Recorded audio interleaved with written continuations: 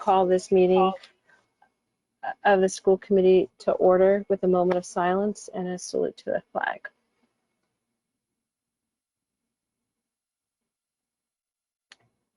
And I'm not sure if we have a flag tonight. Oh, we do. I pledge allegiance to the flag of the United States of America and to the republic for which it stands, one nation, under God, indivisible, with liberty and justice for all. Thank you. Superintendent Skipper, will you call the roll, please? Certainly, Madam Chair. Dr. Phillips? Here. Ms. Krepshin? Here. President McLaughlin? Here. Mayor Curtatone? Present.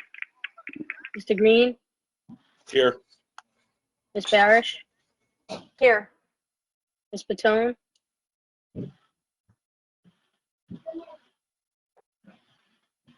Ms. Patone? She was having some technical difficulties. She was here, and I'm hoping she will be able to rejoin us momentarily. Okay. Dr. Ackman? Here.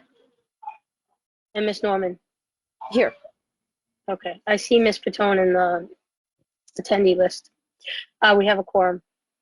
Thank you so much. So I want to welcome everyone, and by everyone I mean everyone on the school committee, but we are up to 241 attendees, and that the number is increasing. At the town halls last week, both was very well attended. I think at one point there were over 300 people, and so we know that these are very difficult times for everybody, both in every aspect of our life. Right? We know people have been touched by COVID. It is changing our work life, our family life.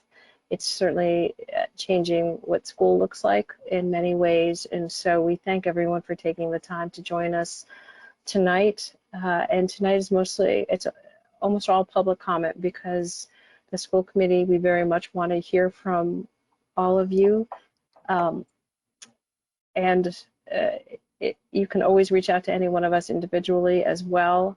I would like to, just in the spirit of information sharing, we do have Rich Raish with us and the mayor, and I would ask that any updates on some of the important safety concerns about reopening schools, about the buildings and testing, if you could join us and share whatever you know up to this point, knowing that there is still more information to come, but we want to be as transparent as possible throughout this process.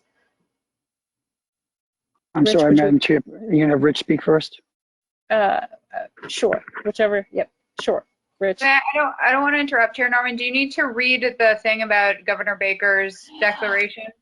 I do, thank you. This is a team effort. Thank you so much. Yes, and I should have read it at the beginning, and I apologize. Pursuant to Governor Baker's March 12th, 2020 order suspending certain provisions of the opening meeting law, GLC 30A S 718, and the governor's March 15, 2020 order imposing strict limitations on the number of people that may gather in one place, as well as Mayor Curtatone's declaration of an emergency dated March 15, 2020.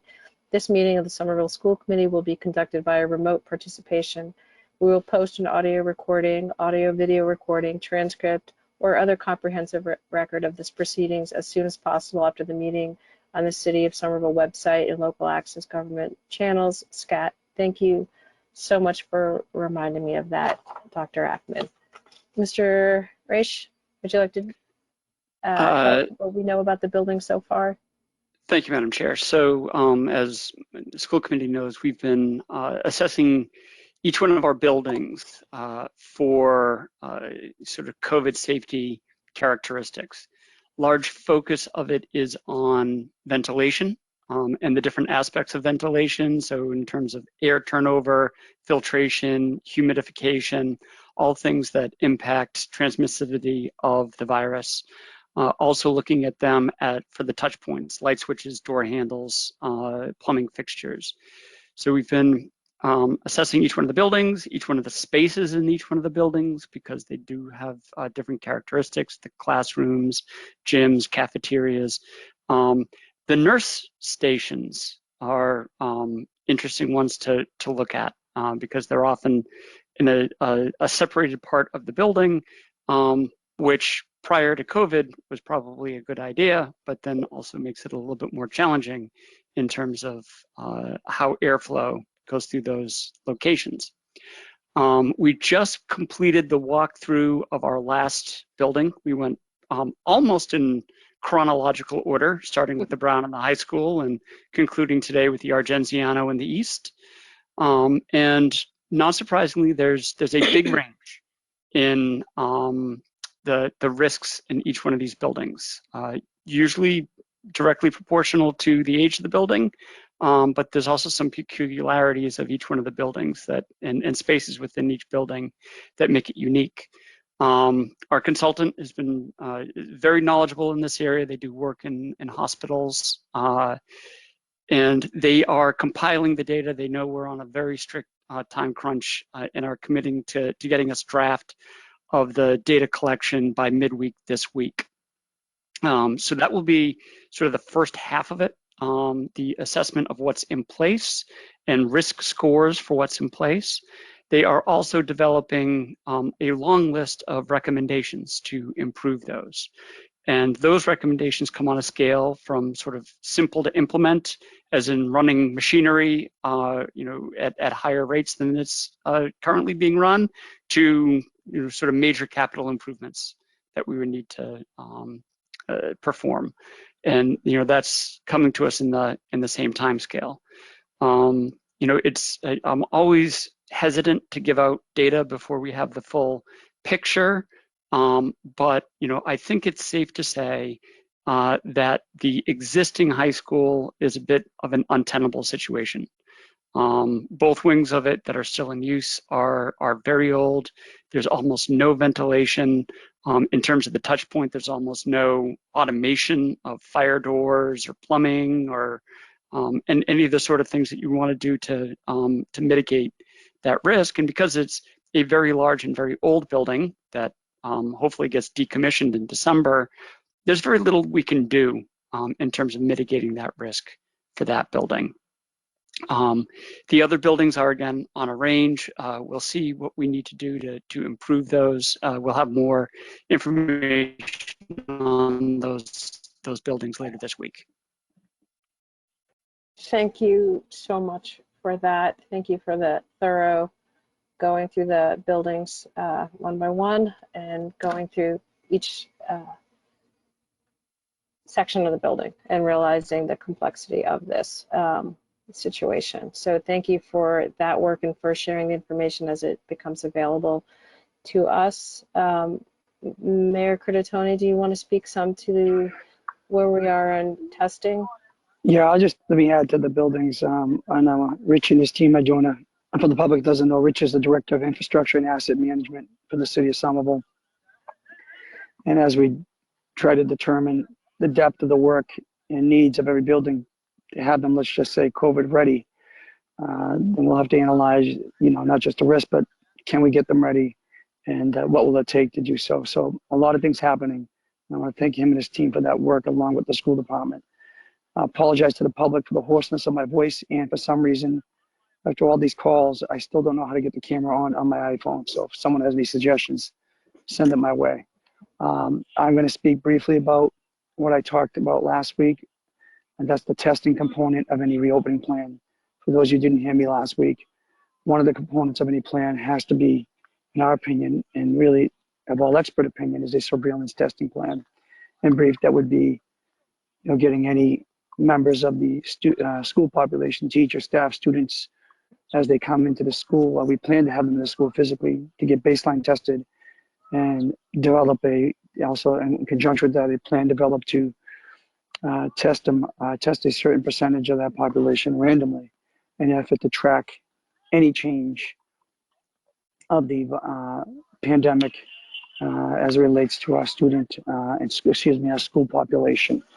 And in those efforts, we've been talking to the following organizations: the Cambridge Health Alliance, who we foresee will be a partner in this, to understand their capability and capacity to support surveillance testing in our school community. We've also been speaking with the Broad Institute, and we haven't formalized a final arrangement with them, but we've had deep conversations with them. So the public understands and everyone understands to engage formally with the Broad Institute. It will also mean we need to bring on a third party to do the front end of the testing work, basically the facilitation, the testing itself. The Broad Institute has a systems in place, how they label, how they track, and how they actually conduct the test in their labs. And then also in conjunction with all this, we are working with leading healthcare experts, epidemiologists, medical experts to outline the protocols necessary for, again, what are we, in terms of the extent of the testing we want to do, what does surveillance testing look like, along with some other protocols and mandates the Board of Health will be considering, around other requirements before we have people physically in the school. So that's where we are right now. We know more than we did last week. We we don't have a final plan on the testing component yet. That'll continue to evolve daily. Thank you. Thank you so much for that.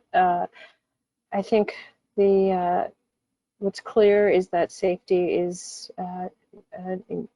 number one, and that I have said this before, is without clear guidance from the state other than make your building safer, we have been doing huge amounts of work and research and compiling information how to make sure that our buildings are, thank you so much, honey, are safe. So that there is a lot of work. It may not appear, but there is a ton of work that is being done across the city, and I thank both our community partners, MTH, Community Health Alliance, the city, for this has truly been a collective effort. Superintendent, is there anything you would like to add before we go to public comment? No, I just want to, well, I would like to publicly thank Rich and his department, as well as Mike Bowler and DPW for just being good partners with us in the work and looking through the eyes of safety at everything we do. As you know, on Friday, we submitted to DESE the survey. This is a very short application. There was nothing on there that hadn't publicly been spoken about. But just in summary, we let them know that the reasons why the 3 foot as a safety measure for us did not work, why we would be using the 6 foot, and that given that we had ruled out any kind of a full in-person return, and that we were orienting with the 2 options of the hybrid phase-in and then a full remote for those students and parents who are electing that. So we'll email that application out so that you can see it. Again, there was nothing in there that we had not publicly discussed. So we'll make that report public as well. Thank you for that. And Rich, not only is a fellow member of Ward 7 and a parent in the Somerville Public Schools, it has been, you're also managing, doing a lot of work on building the new high school, which mercifully has a much more robust ventilation system. And so everything else that was going on is still continuing. And so thank you for your work in many, many, many different areas. And we will welcome you back to the school committee as more information becomes available and continue to share it with us. So thank you. And with that, I think we're going to go right to public comment. And we have, I think, 89 names, 90 names. So it'll be a very tight 2 minutes. And then as always with public comment, you can we encourage you to send your letters to the school committee members, or if public comment isn't your thing and you want to just send it, great. And before we start public comment, I also need to read this. Public comment is open to all Somerville residents, and before each meeting, a sign-up sheet will be okay, the podium, we have no podium. Speakers will be allotted 3 minutes to speak, although depending on the number of speakers, the chair has the discretion to limit the comments to 2 minutes, and we are at a firm 2 minutes tonight, please. Public comment is not a discussion, debate, or dialogue between citizens and the committee. It is a resident's opportunity to express his or her opinion on issues of school committee business. Public comment is intended for the school committee to receive input from the public, but not as a method to receive specific requests, which should be channeled through school and district leadership or individually to a school committee member. To this end, members of the committee will not reply to public comment in the course of a meeting, though individual members may follow up and items for public comment may be taken up in future meetings. The committee and/or administrators will not be prepared to directly respond to citizens' questions posed in this forum. Public comment is a matter of public record, and speakers should be aware that all meetings of the school committee are filmed live on public access and are recorded for future viewing. Public comment will also be made part of the minutes of the meeting. Submission of a written copy of your comments is encouraged, and comments without a written submission will be summarized in the official minutes. To ensure multiple opinions on a given topic are heard, or for other reasons, the chair may call on speakers outside of the order of the sign-up sheet. And public comment is not an opportunity to speak about specific employees of the Somerville Public Schools in any way that they can be identified. Any attempt to do so will immediately be ruled out of order by the chair, and the speaker will not be allowed to continue. So with that, Tess, Jess, I just changed your name, ready to begin? And if you wanted to call the names, if you wanted to give us, say, 5 or 6 names, and so people could prepare and be ready, and unmute yourself. Is there anything else that would help expedite tonight, Jess, that people should know? Yeah, no, that's great, Carrie. So like Carrie mentioned, you join you already join on a muted line. So if you have clicked on the microphone icon to mute yourself, just know that we can't hear you anyways. So when it's your turn to talk, if you can just make sure that you don't have that microphone clicked on, that way I can unmute you and you'll be ready to speak. That'll help things flow a lot faster. I'm going to go ahead and give our first list of attendees for public comment. So first up, we're going to have Lena Flannery, and then we'll go to Ann Peralta, Elizabeth Joniak, Julius Anastasio, Annie March, and then Jessica Ferris. So Lena, at this time, the floor is now yours. You have 2 minutes.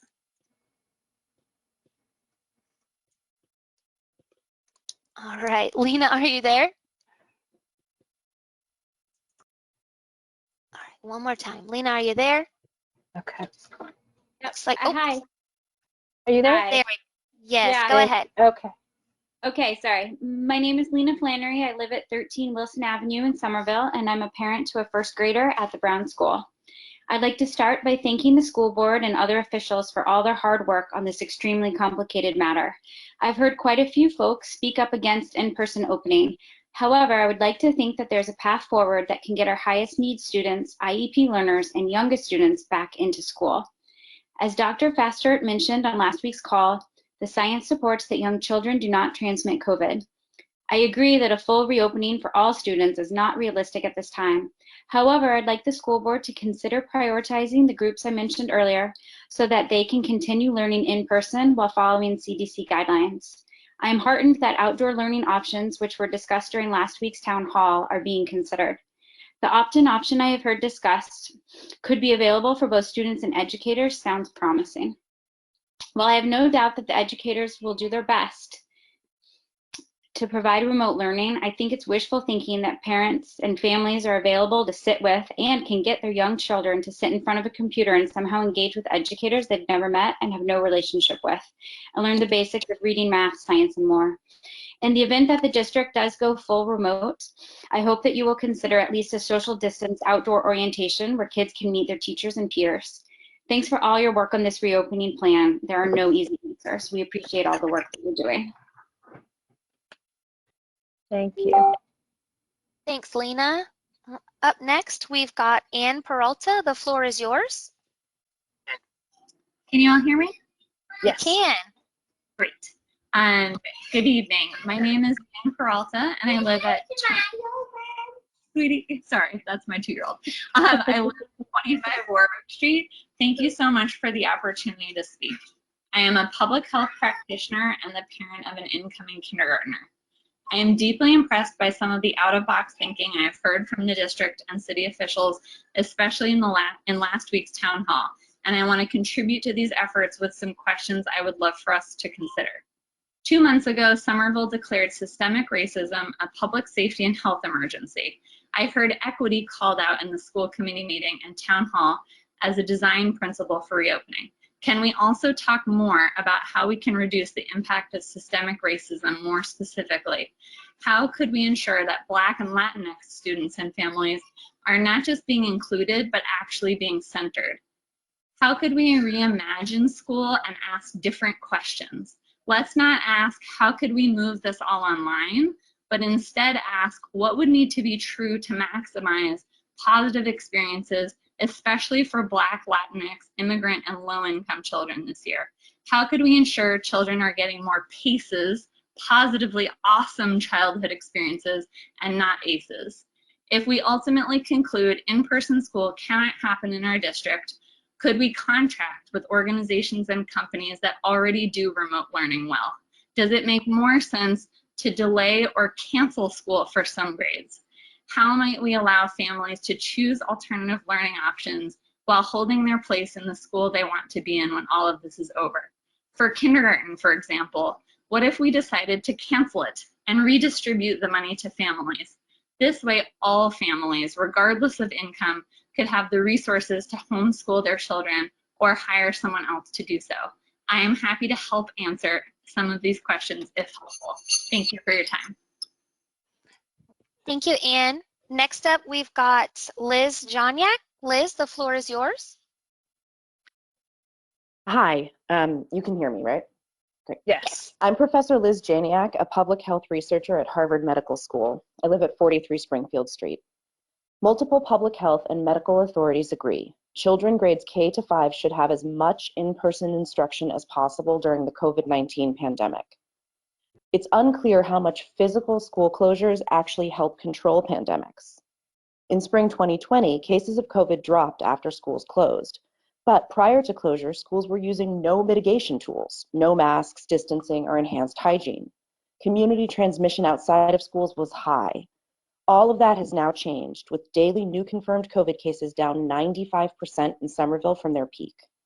With proper precautions in place, the risk of coronavirus transmission in schools is low among young children, which is why schools have successfully reopened in many countries. School closures during prior pandemics have not shown any consistent benefit. However, ceasing in-person instruction could cost lives. The National Academies of Sciences, Engineering, and Medicine encourages in-person instruction during the pandemic, especially for students in grades K to 5. Relying on virtual instruction will lead to lower educational attainment for students who fall behind at a young age and cannot catch up. People who don't finish high school have a 50% greater chance of early death compared to those with a high school diploma. Because Black and Latinx children struggle disproportionately with virtual instruction, failure to offer in-person instruction will likely worsen their long-term health the most. But the negative health effects of school closure are not only long-term. The American Academy of Pediatrics strongly encourages in-person instruction during the COVID-19 pandemic because, quote, lengthy time away from school results in social isolation, making it difficult to address physical and sexual abuse, substance use, depression, and suicidal ideation. This places children at considerable risk of morbidity and, in some cases, mortality. Opening Somerville schools for in-person instruction this fall for students grades K to 5 is the best choice to promote public health based on current evidence. Thank you. Perfect. Thank you, Liz. Up next, we've got Julius Anastasio, followed by Annie March, Jessica Ferris, Adrian Leavens, Sunita Aurora, and Jeremy Brown.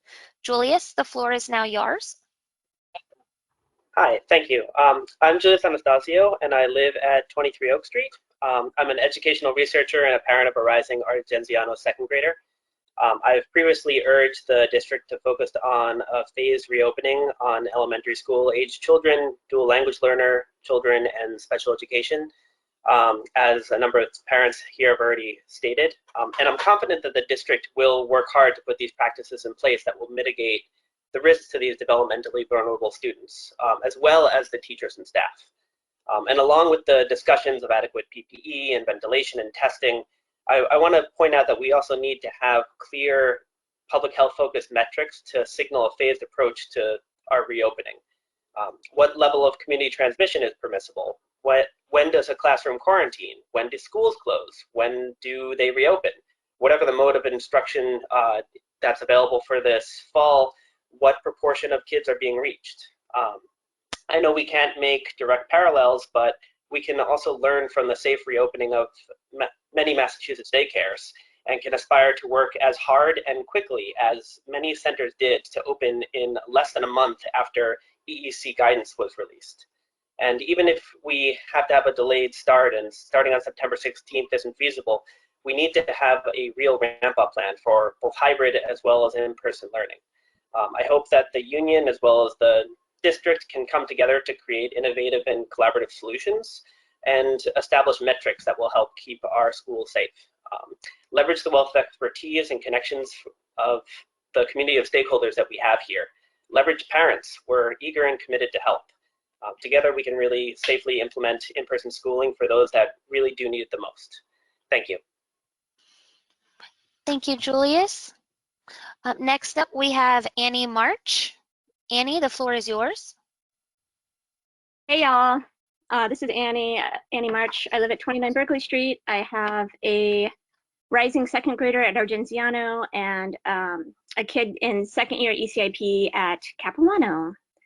I suspect there are families in Somerville Public Schools who cannot choose not to send their kids to school because all the adults in the household have to work. For those families, I would like SPS to consider opening up the schools as daycare centers, perhaps staffed by community schools with Wi-Fi so that kids have a safe place to go and do their remote learning while their parents are at work. This service should be prioritized for families that have no other childcare options and should be free for families who cannot afford it. After COVID, I'd like y'all to consider to continue to do virtual meetings because it's so much easier for the parents and I feel like our communication is key. I want to express my gratitude for this process. What we're doing is incredibly difficult and I'm super thankful to everybody on the school committee and the mayor and the superintendent and your staff and everybody listening and everybody speaking. And I want to hold space for those who are unrepresented and underrepresented. And this is really hard, and I'm glad we're all doing it together. Thank you. Thank you, Annie. Next up, we've got Jessica Ferris. Jessica, the floor is yours. Yes? Okay. I'm Jess Ferris, and it's been an honor and a privilege to be a Somerville pre-K educator for the last 6 years. I'm especially grateful to be a Somerville employee where Mayor Curtatone guarded the city by remaining in phase 2 of state reopening plans. Mr. Mayor, thank you for your integrity and commitment to keeping the people of Somerville safe and healthy.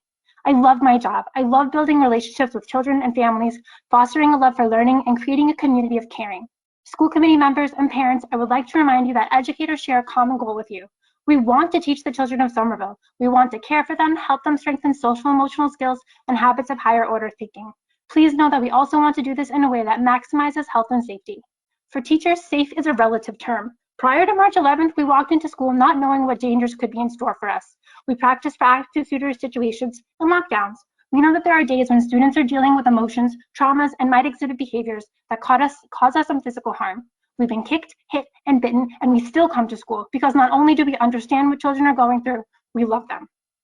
In a setting where safety has never been guaranteed, we are now being asked to add yet another life-altering danger to a growing list.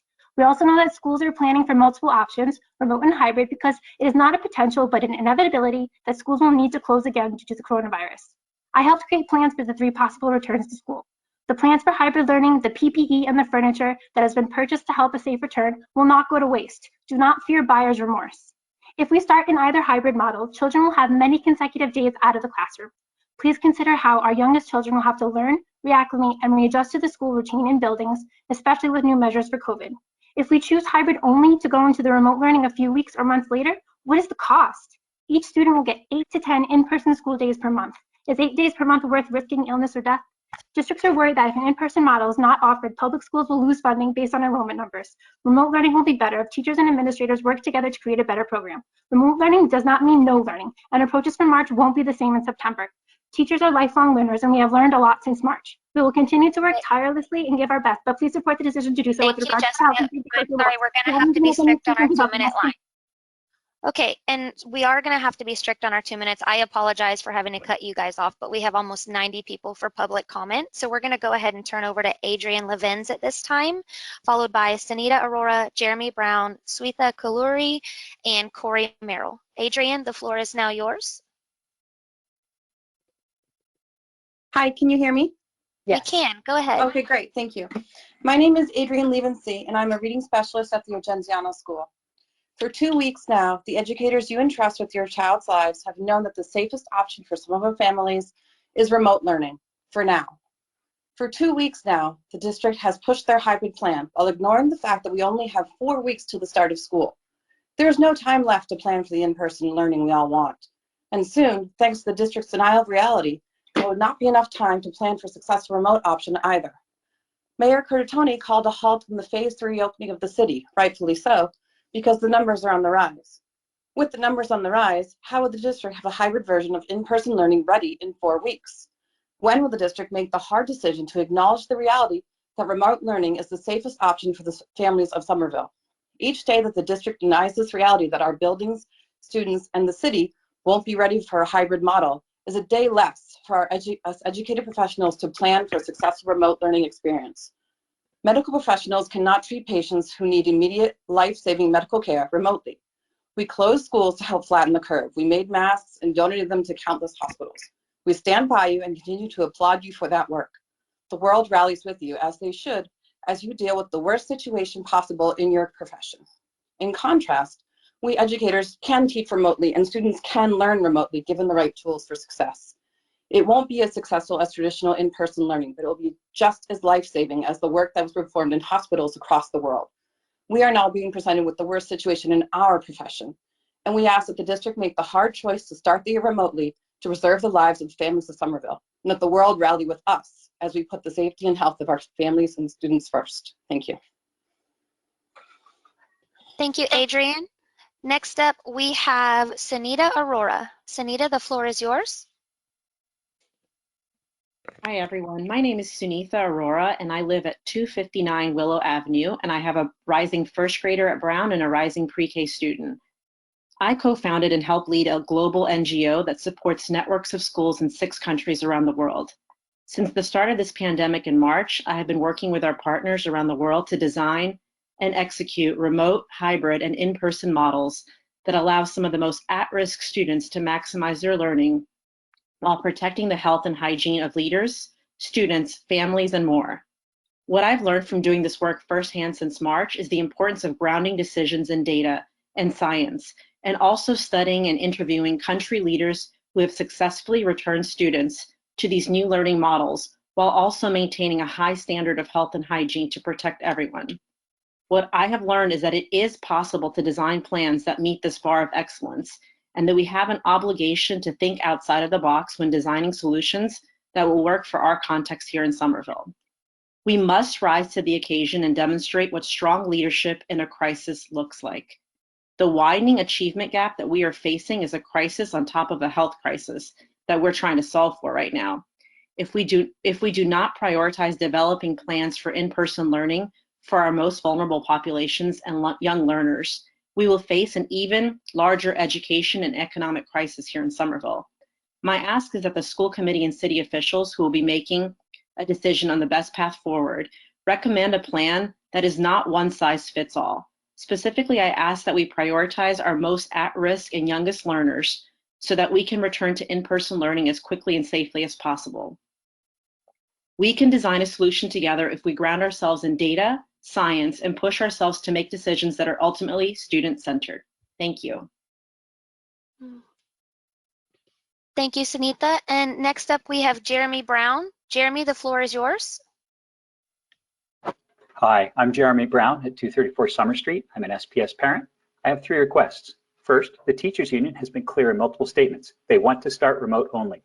The district has been silent on its objectives in planning. So statements from the union are all we parents have to react to, and the reaction is agonized. I request that the district embrace transparency and publicize and publish their objectives and target timeline as the union has. We parents have been out in the cold on this, and it's made us angry and fearful. Second thing, most Somerville students will presumably start on some form of remote learning, even in a hybrid model. Other districts are planning 6 hours of online real-time classes per day, the synchronous approach. We all learned in the spring that a parent or caretaker has to sit with a child doing online learning to get them set up, to keep them focused, to settle technical difficulties. Doing this for 6 hours a day annihilates the opportunity to work in or out of the house, particularly for single parents. Factoring in lost wages and career damage, Other options like homeschooling, paid in-home tutors, or even private schools may be more economical than public school. At the town meeting last week, someone mentioned there might be an option for fully asynchronous learning using curriculum provided by the state that could go on family schedule. I request that Somerville provide an asynchronous option so that families who can't keep a kid on a computer all day can still work within the Somerville school system. Finally, a moral issue. My family has plenty of privilege right now. Whatever we wind up doing, we're going to be okay. But everyone here knows that Somerville's most vulnerable students are not going to be okay. Kids receiving special services, English language learners, kids who feel unsafe at home, the youngest kids, and traditionally disadvantaged kids will all have huge losses with more time away from physical school.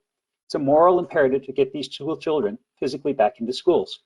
Within the district today, there are some classrooms that are within a stone's throw of every conceivable standard for reopening. The windows open, they have sinks, ventilation, and in some cases built-in bathrooms. We can use these bathrooms. My request is get the most vulnerable kids who need in-person school back into school as close to day one as humanly possible. The district, the union, and the parents should be united around this goal. Perfect. Thank you, Jeremy. Up next, we have Swetha Kaluri, followed by Corey Merrill, Kinga Barandi, Alyssa Baumgarten, and Elizabeth Pinksky. Swetha, the floor is now yours.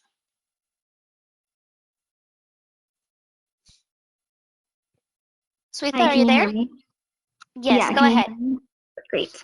Good evening. My name is Swetha Kaluri. My address is 5 Cherry Street, and I teach at the Kennedy School.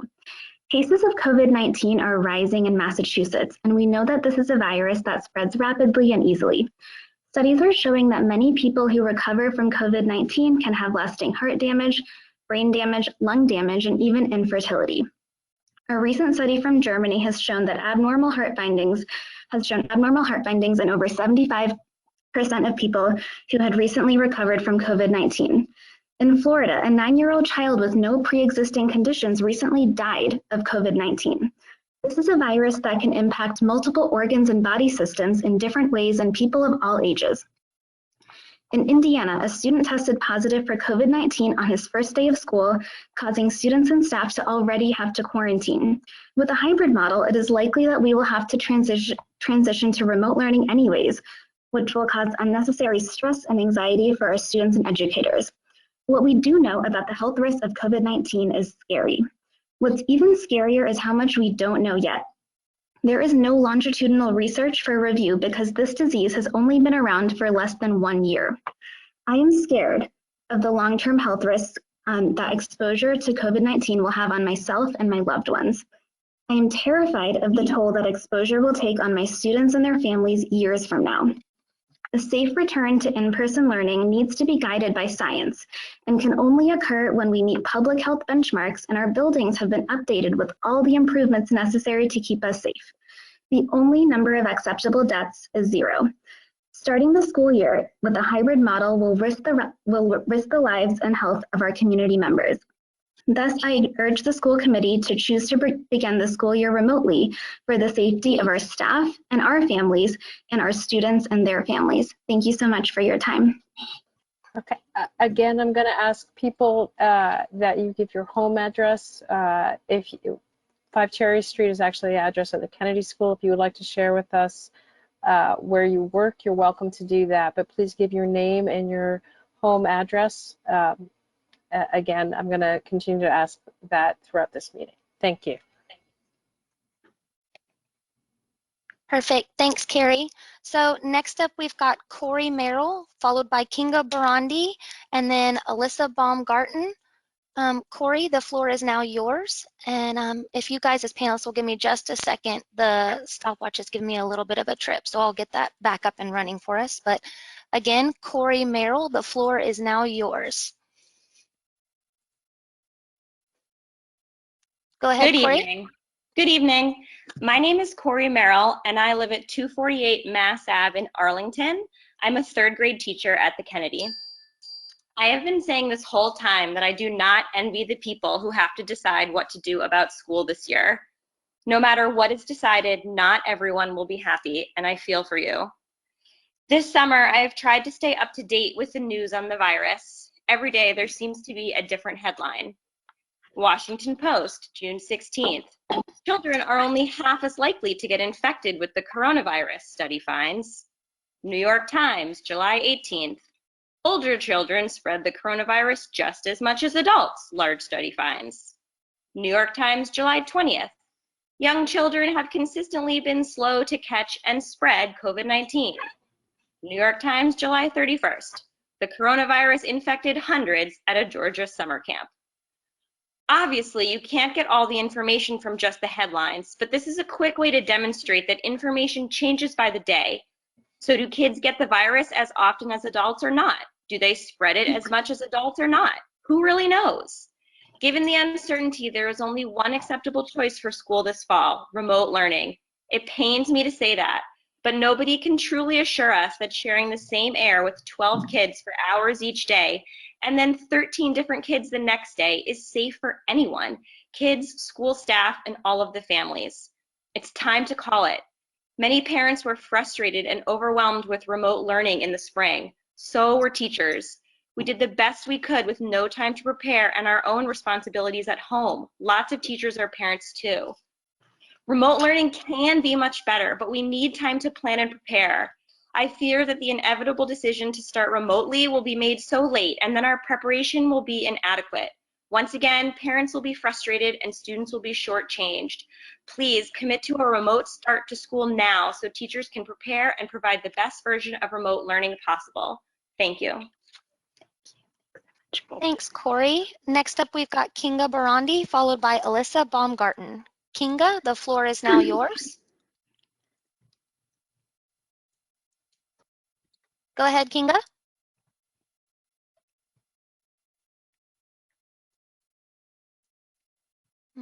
One last time, Kinga, are you there?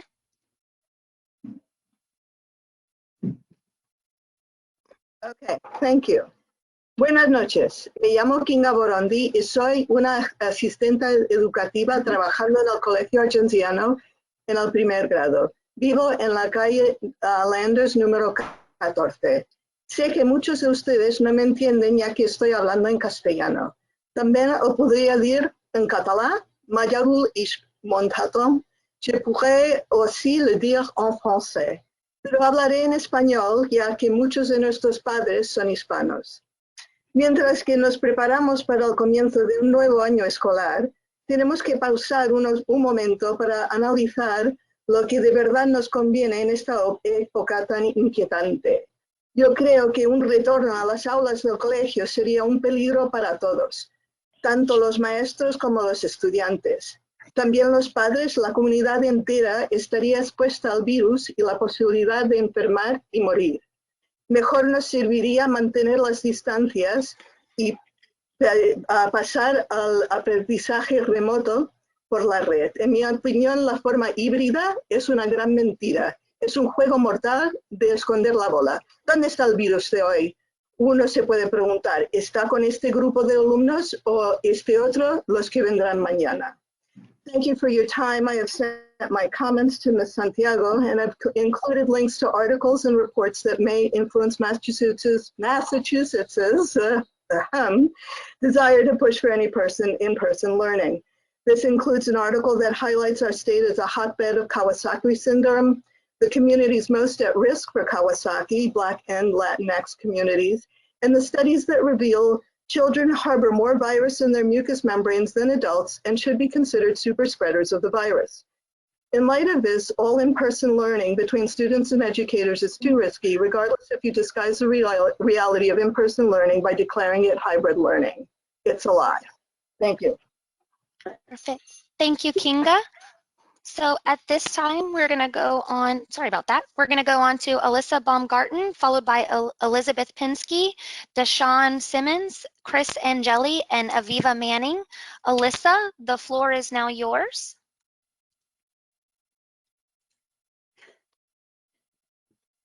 Go ahead whenever you're ready, Alyssa. Can you hear me? Yes, go ahead. Okay. My name is Alyssa Baumgarten. I live at 35 Morrison Avenue, and I teach at the Argenziano School. I want to commend Kinga for the point that she just made there by speaking in Spanish. I'm speaking tonight to urge the school committee to make the only safe decision for the beginning of the school year, to start remote and focus on how to make it as effective as possible.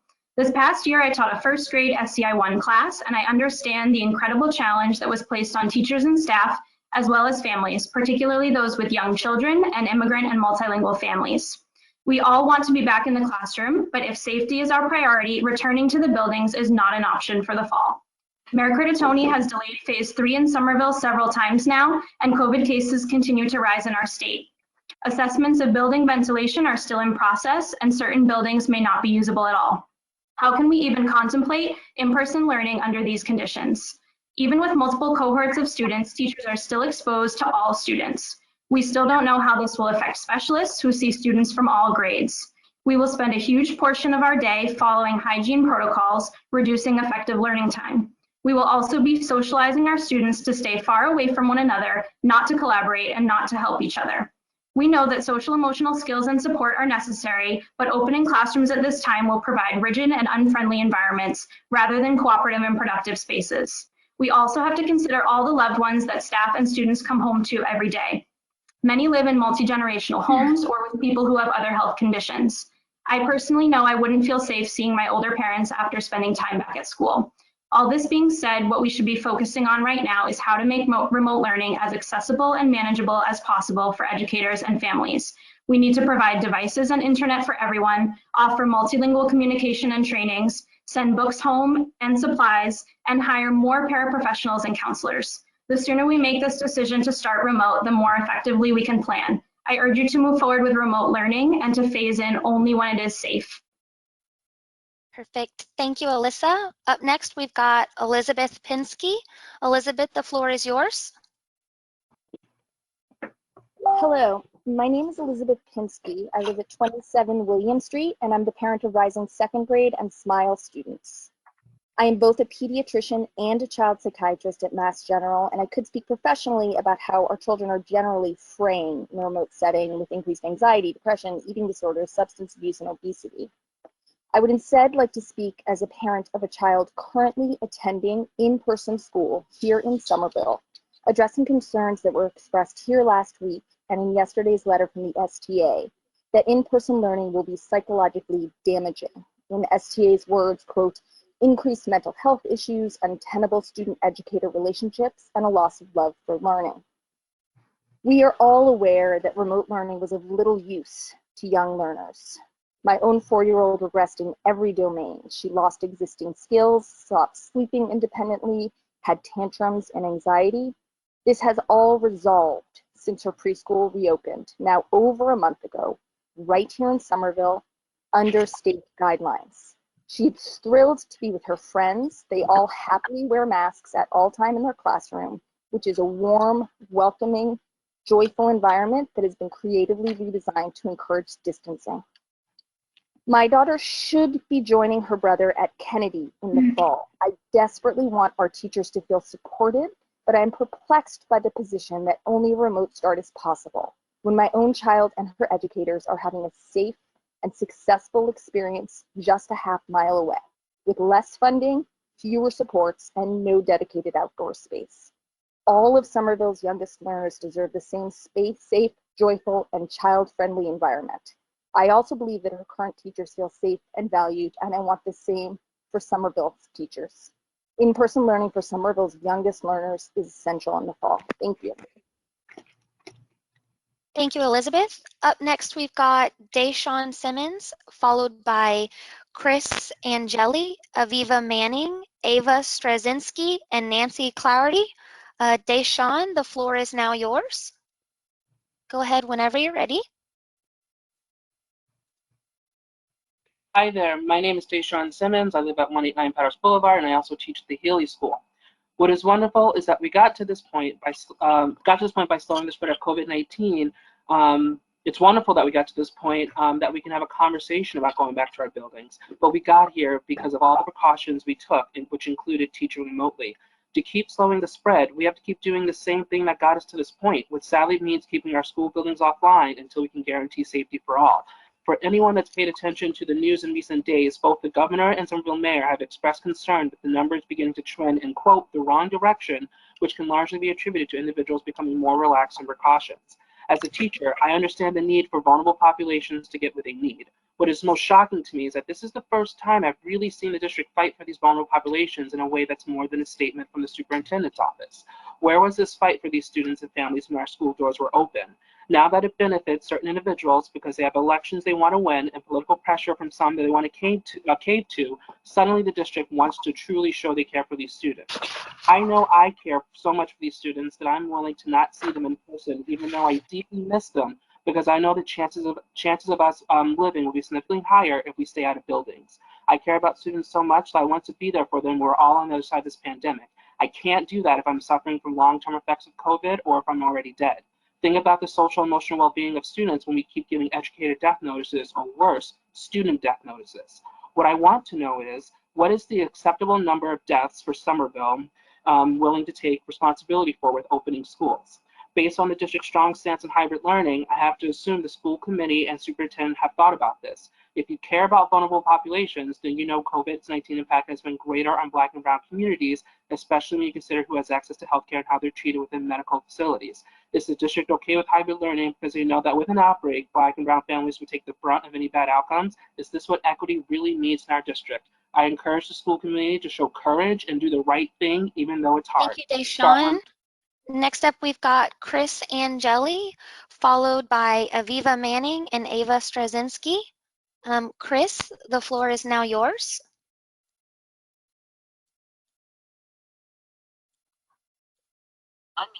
Hi, can you hear me?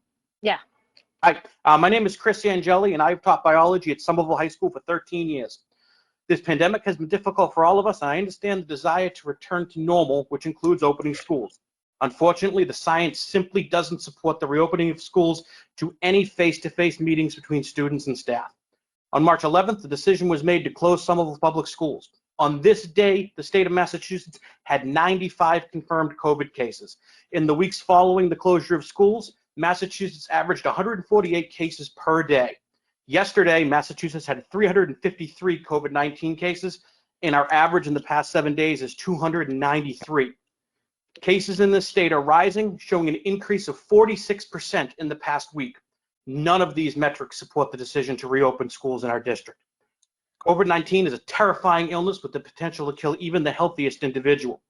Even when those recovered, lifelong complications can follow. The JAMA Journal of Cardiology published an article stating that 78% of recovered patients had cardiac damage on par with what happens after a heart attack. In children that recovered from COVID-19, doctors are seeing a substantial rise in inflammatory diseases like Kawasaki's disease, which is an inflammation of the heart and blood vessels that can be deadly. We have also heard that small children do not spread the virus at a high rate. This is being proven false. An article posted in the JAMA Journal of Pediatrics showed that children have a higher viral load than adults and a similar ability to spread the virus as adults. This was seen in action at a YMCA summer camp in Georgia. At the camp, 343 campers and staff were tested, 260 tested positive. It is believed the virus entered the camp through an asymptomatic individual.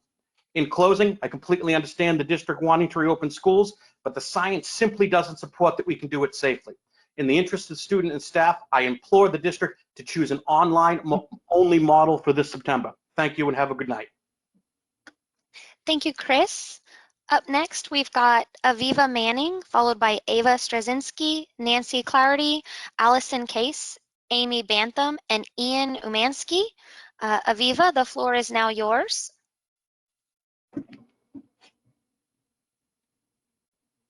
Aviva, are you there?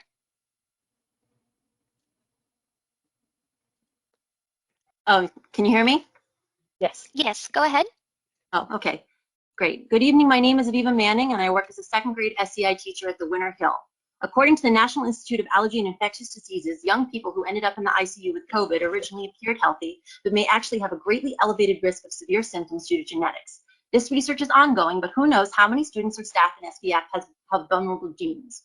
Recent research shows that the viral load in COVID-infected children is the same amount as in infected adults, and that children under 5 can have up to 100 times greater upper respiratory tract viral load than adults, indicating that children, especially in the early childhood programs, could be asymptomatic but still super spreaders.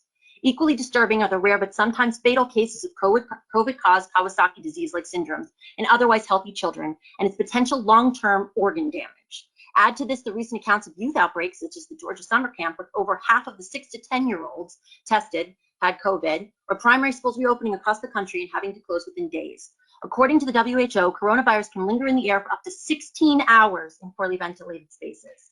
Given the absence of modern HVAC systems in our schools and lack of sufficient staff to enforce the masking policies, especially outside the classroom, school outbreaks seem inevitable, in which 6 students and teachers will be spreading COVID to the school and bringing it back to their high-risk family members. I understand you are trying to fix as much as you can for a hybrid start, but we're supposed to start school in under a month. If you can't do this in time, what's your plan B? There are districts everywhere that are starting remotely in an equitable manner. San Francisco Public has created at least 40 learning hubs to high-need students who will be learning remotely, and childcare for students whose parents need to work. And Oakland, California is providing internet and computers for 25,000 students and families. While you are currently planning out the fall remotely because it is unsafe for you to do it in person, I urge you to look at the facts. Full remote start is the only option that saves lives. Thank you. Thank you, Aviva. Next up, we've got Ava Straczynski, followed by Nancy Clarity and Allison Case. Ava, the floor is now yours. Ava, if you can go ahead and unmute by clicking on the microphone. The floor is yours. There you go. Can you hear me? We can. Go ahead. Yes. My name is Ava Straczynski. I teach a pre-K substantially separate autism class at the Capuano. My address is 11 Dawes Street in Dorchester. I would like to begin by stating I am for the hybrid model beginning in September. Last week during this call, someone mentioned that they feel as though educators are essential workers, and I agree. We need to start allowing our most vulnerable students back into schools, or it will continue to be detrimental to their health and academics.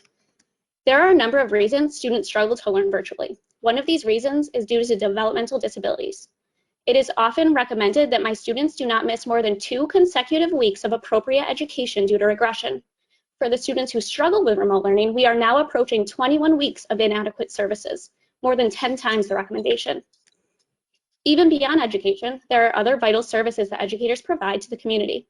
Educators are often the first to report things like abuse and neglect, but distance creates an enormous barrier to this. Mental health experts have expressed this concern. The next 3 months is our best opportunity at building relationships between students and staff. The arrival of flu season in November will make this much harder, hence the importance of opening while conditions are more favorable. Thankfully, there is scientific evidence that supports my classroom reopening safely. These studies illustrate both the importance of children returning to school and the differences between adults and children in terms of COVID-19. Further evidence that supports the return to school comes from childcare centers that have been open throughout this pandemic and have had success with using PPE. The after-school program in Somerville has been running a successful hybrid summer camp in Somerville Public Schools for the last 4 weeks. Our profession has a long history of looking out for the well-being of every single child who walks through our classroom doors. Now is not the time for us to overlook that duty. I am not confident we will be able to do this without having a hybrid model. Something has to be done so our most vulnerable students are able to access an appropriate education.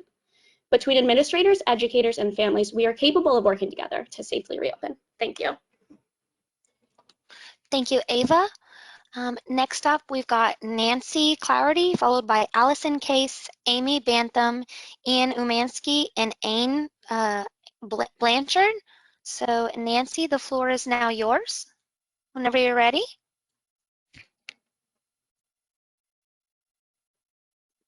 Nancy, are you there? Give you one. If you can make sure that your microphone is clicked to unmute yourself, that would be great, Nancy.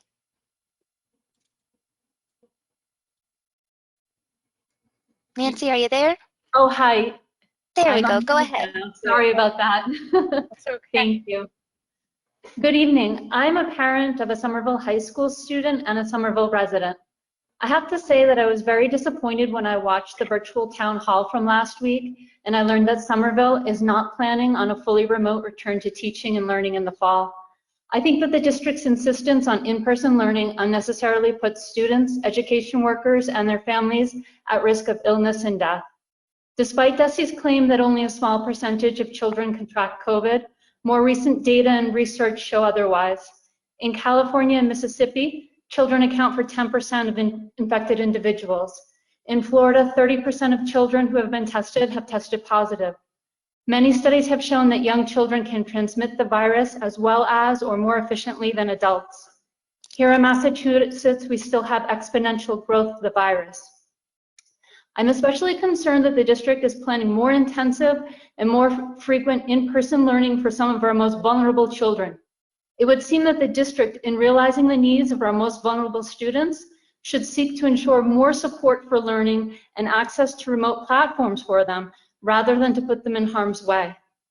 As a teacher, I'm well aware of how difficult remote teaching was in the spring for our students, their families, and educators. I so much wanted to be back in person in a hybrid model for the fall, but I just don't think that it is safe to do so. Everyone speaks of how remote learning is not an ideal learning model for our students, but we are in a pandemic. There is no ideal learning in a pandemic. There is only prioritizing health and safety by keeping students and educators out of harm's way.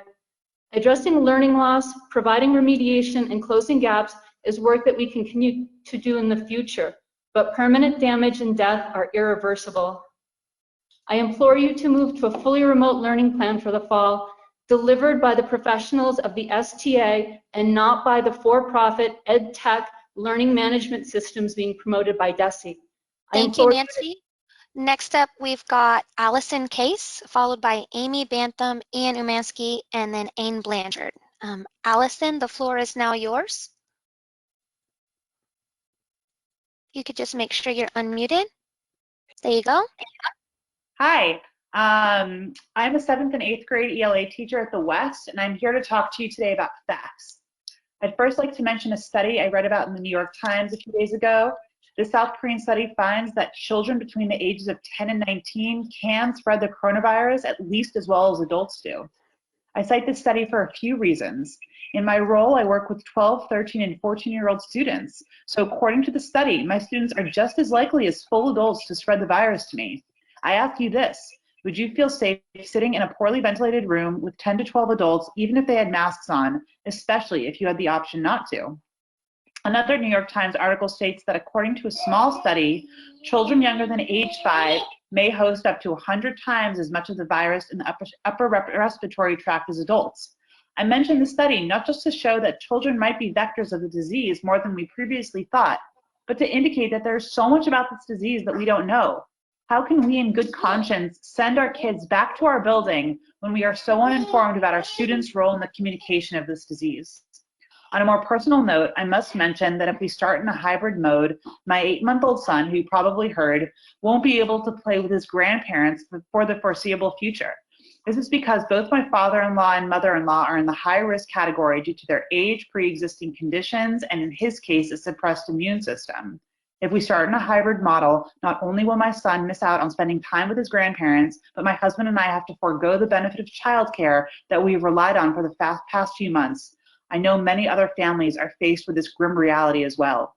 I know that none of these are good options, but I truly believe that it is dangerous to risk the health and well-being of our students, teachers, and families for the risky solution of a hybrid model. Instead, we must put all of our resources and energy into making remote learning the best it can possibly be. Let's put our health and safety first and make remote learning the best and only option to start the 2020-2021 school year. Thank you very much. Thank you, Allison. Next up, we've got Amy Bantham, followed by Ian Umansky.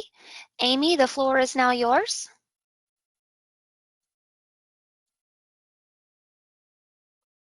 Amy, are you with us?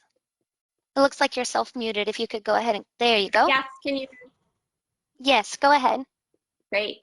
Hi, my name is Amy Bantham. I live at 57 Meacham Road. I'm the parent of 3 Somerville public school children and a doctor of public health.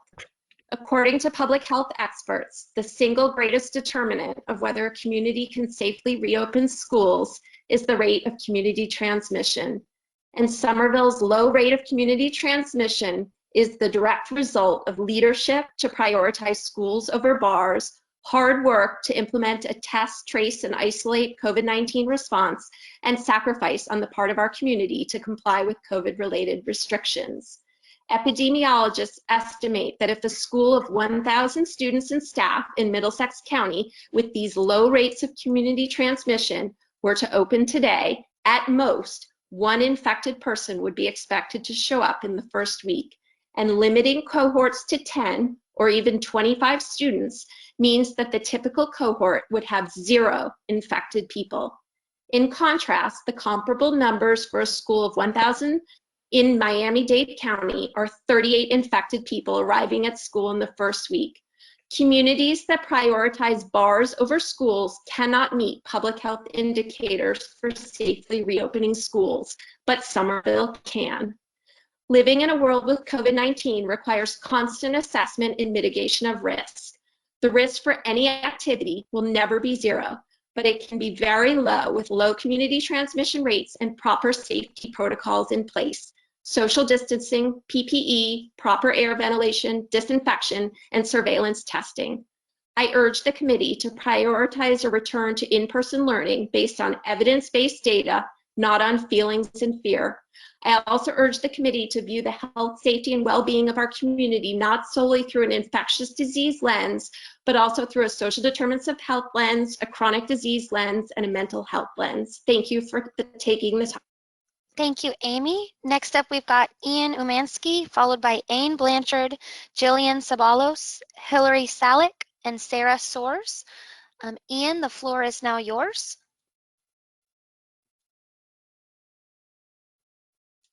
Whenever you're ready, Ian, if you could just unmute yourself. There you go. Yes, go ahead. Hi, my name is Ian Umansky. I live at 325 Commandant's Way in Chelsea. I'm an electrical technologies instructor at the Edgerly Education Center. I would like to respond to all the healthcare workers commenting on how they wore masks at work and no one contracted COVID-19 and that Somerville public school employees could do the same. Unlike hospitals, there are many buildings in the school system, including the one that I work, that do not have an HVAC system whatsoever. Transmission of COVID-19 is prevented in several manners: filtration with masks, HEPA filters, and reduction of the viral load. I am not a medical professional, but from what I understand, a certain number of COVID-19 bacteria needs to enter your system for you to become infected. If someone interacts with someone else who is COVID-19 positive and they do not transmit enough bacteria, they will not be infected. Even with a mask, some bacteria are going to escape and enter a mask. With proper ventilation, these bacteria are removed from an occupied space. This ventilation is not available in many Somerville public school buildings. At 11:36 a.m. this morning, the Boston Globe reported that amid rise in COVID-19 cases in Massachusetts, a Northeast University epidemiologist, Samuel Scarpina, is advocating for a return to phase 2 of the state's plan. There is no benefit to starting school with in-person learning. Thank you. Thank you, Ian. Next up, we've got Ain Blanchard. Ain, the floor is now yours.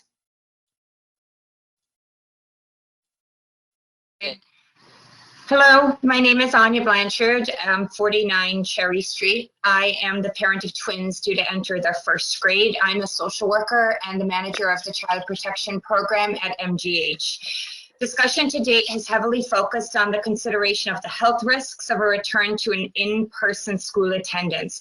However, educators who care deeply about the social and emotional well-being of their students must also weigh the COVID-related collateral damage of a solely remote model. Child abuse programs across the state share concerns as follows. Our usual caseload comprising concerns for physical abuse, sexual abuse, and neglect has dropped since COVID restrictions began. Reports of child abuse and neglect to the Massachusetts DCF are also down by 60%. These are not reassuring statistics, but rather extremely concerning that the maltreatment of children has gone underground. Children have been isolated from their usual forms of support. Moreover, the typical alert system of mandated child abuse reporters, heavily reliant on school staff, has all been disabled due to providers' inability to see students in person. As a result, signs of child abuse and neglect are going unobserved and unreported at the same time that significant family stress and economic instability may increase the risk of child abuse occurring. Those of us who work in the field of violence know that the combination of decreased social and economic supports and heightened emotional stress is a prescription for frustration and instability. As with other inequities that have been highlighted by the pandemic, this risk is even higher for families and children who are already marginalized, underserved, and stressed. It would be naive not to acknowledge that school, as an all but mandatory setting for all children, still represents one of the only places where child abuse can be recognized, even when other possible settings of detection can be avoided. As the virus trajectory continues and families and systems continue to grapple with the stress of human and economic loss, we must consider these risks. Thank you. Thank you, Ain. Next up, we've got Jillian Sabalos, followed by Hilary Salick, Sarah Soares, Amara Mamundar, and Jane Campos. Jillian, the floor is now yours. Go ahead, Jillian, whenever you're ready.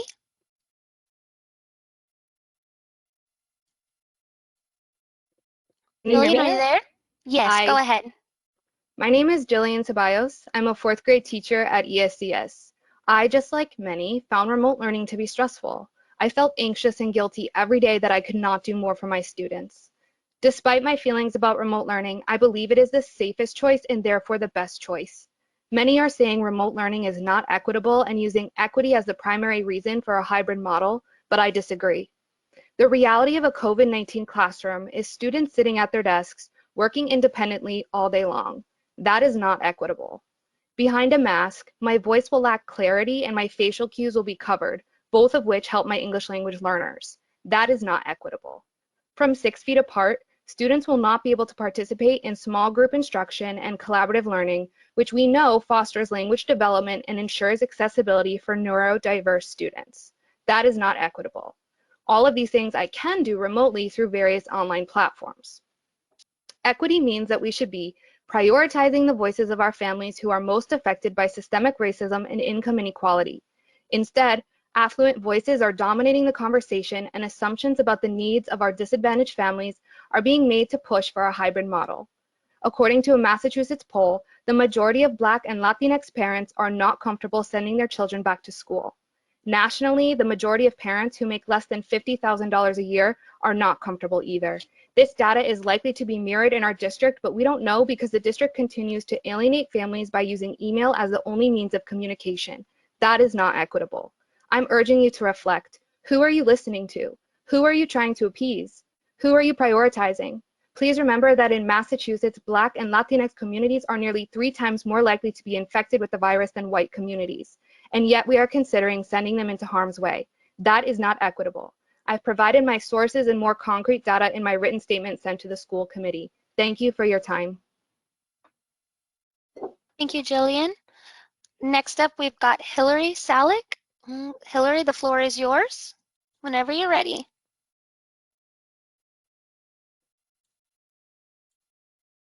Are you there, Hilary? Yeah, it looks like you're muted. Can you click on the microphone icon to unmute yourself, Hilary? Okay, how's that now? Wonderful. Perfect. Go ahead. Hi, everyone. My name is Hilary Salick. I live at 46 Wallace Street. I want to lift up SCALE, Somerville's adult basic education program, where I have been a teacher for the past 15 years. SCALE serves adult learners, many of whom are English language learners, parents of Somerville school children, essential workers, all of them working against great odds to get an education. I want to say, please don't forget SCALE. I would love to return to the classroom with my students in person, but I and my SCALE colleagues know that we cannot return safely to SCALE's small basement classrooms. Like the K-12 teachers, we know that this pandemic prohibits in-person learning right now. As a speaker said earlier, there is no ideal learning in a pandemic. Also, I do not believe our students' needs for language instruction and connection can be adequately met by teachers who are masked and socially distanced. I've come to believe that the potential for connection and learning, as well as safety, is greater via virtual means, despite the huge challenge of that. We need to recognize this and to work on doing it as well as we can. We need to start planning now. And one key piece will be getting adequate technology into the hands of the adult learners at SCALE, many of whom were studying using their smartphones last spring. As you work through the massive challenge of school this fall, please bear in mind the students and staff at SCALE. Thank you. Thank you, Hilary. Next up, we've got Sarah Soares, followed by Amar Mamundar. Sarah, the floor is now yours. You can make sure you're unmuted, Sarah. Oh, here I am now, right?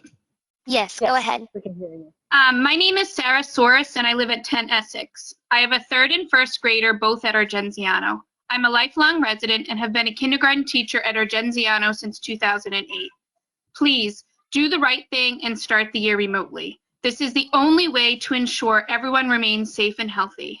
It's not even safe to have tonight's meeting in person, so why are we even considering in-person learning for our kids? You guys are wasting precious time. Make a decision now so we can prepare for a great remote learning. Each day that passes without a decision from the district brings us one day closer to unprepared crisis learning like in the spring. With adequate preparation and input from teachers and families, I think we can plan and execute a strong remote learning plan that reaches all families. To those who claim I work in a hospital, I haven't gotten sick.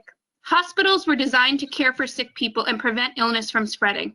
Hospital staff have adequate PPE and are surrounded by others who are trained in universal precautions and illness prevention. Schools are not hospitals. Our HVAC systems are not up to par. Not all classrooms have sinks or windows or even air conditioning. The people we work with pick their nose, cough and sneeze everywhere, and touch everything. They do not have training in universal precautions. Please stop comparing teachers to hospital staff. Teachers are meant to teach children. Our buildings can be closed, but teaching and learning can continue from home. It is inexcusable that the district has yet to recognize that a remote start to the year is the only safe way to go. When my kids grow up, I pray I won't have to say, remember when you were little and they opened the schools too soon and then your teachers died and your grandparent died and others died? That is not acceptable. Let our memory of this time be that our kids were safe and sound and our community worked together. Do not open the buildings until it is safe. Do the right thing and start the year remotely. Thank you. Thank you, Sarah. Up next, we've got Amar Mamundar, followed by Jane Campos, Julia Post, Gordon Marks, and Kara Rodriguez. Amar, the floor is now yours.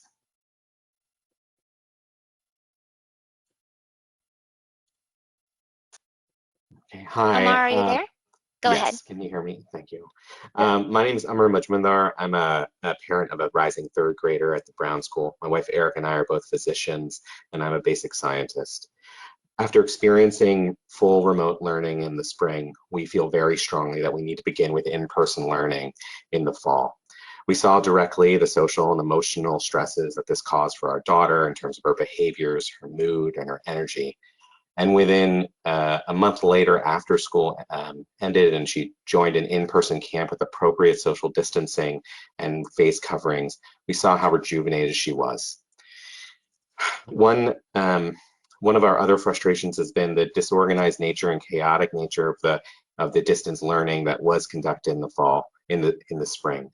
We know that our second grade teacher, Miss Bourne, did a fantastic job in trying to organize curriculum as quickly as possible, but was limited by the disorganization of the school district. And we're concerned already that at this point, with potentially a month to go and going into the fall, we don't have a curriculum in place or plan proposals to be presented to parents. One other opinion that was posed last week was that the appropriate threshold for going back to in-person learning would be that if we had a vaccine. It's important to understand that at this point, there's no hard data to support that those who've been infected with COVID can have lasting immunity, that a vaccine, although there are phase 3 trials beginning, will necessarily lead to prevent infections or lead to lasting immunity. And we have no hard timeline for when that could be disseminated, especially in a rapid and broad way. And so that cannot be a benchmark for when we return to in-person learning. I think we have to think about how our children are doing on the ground right now and act in the conditions as they are. Thank you. Thank you, Amar. Next up, we've got Jane Campos, followed by Julia Post. Jane, the floor is now yours.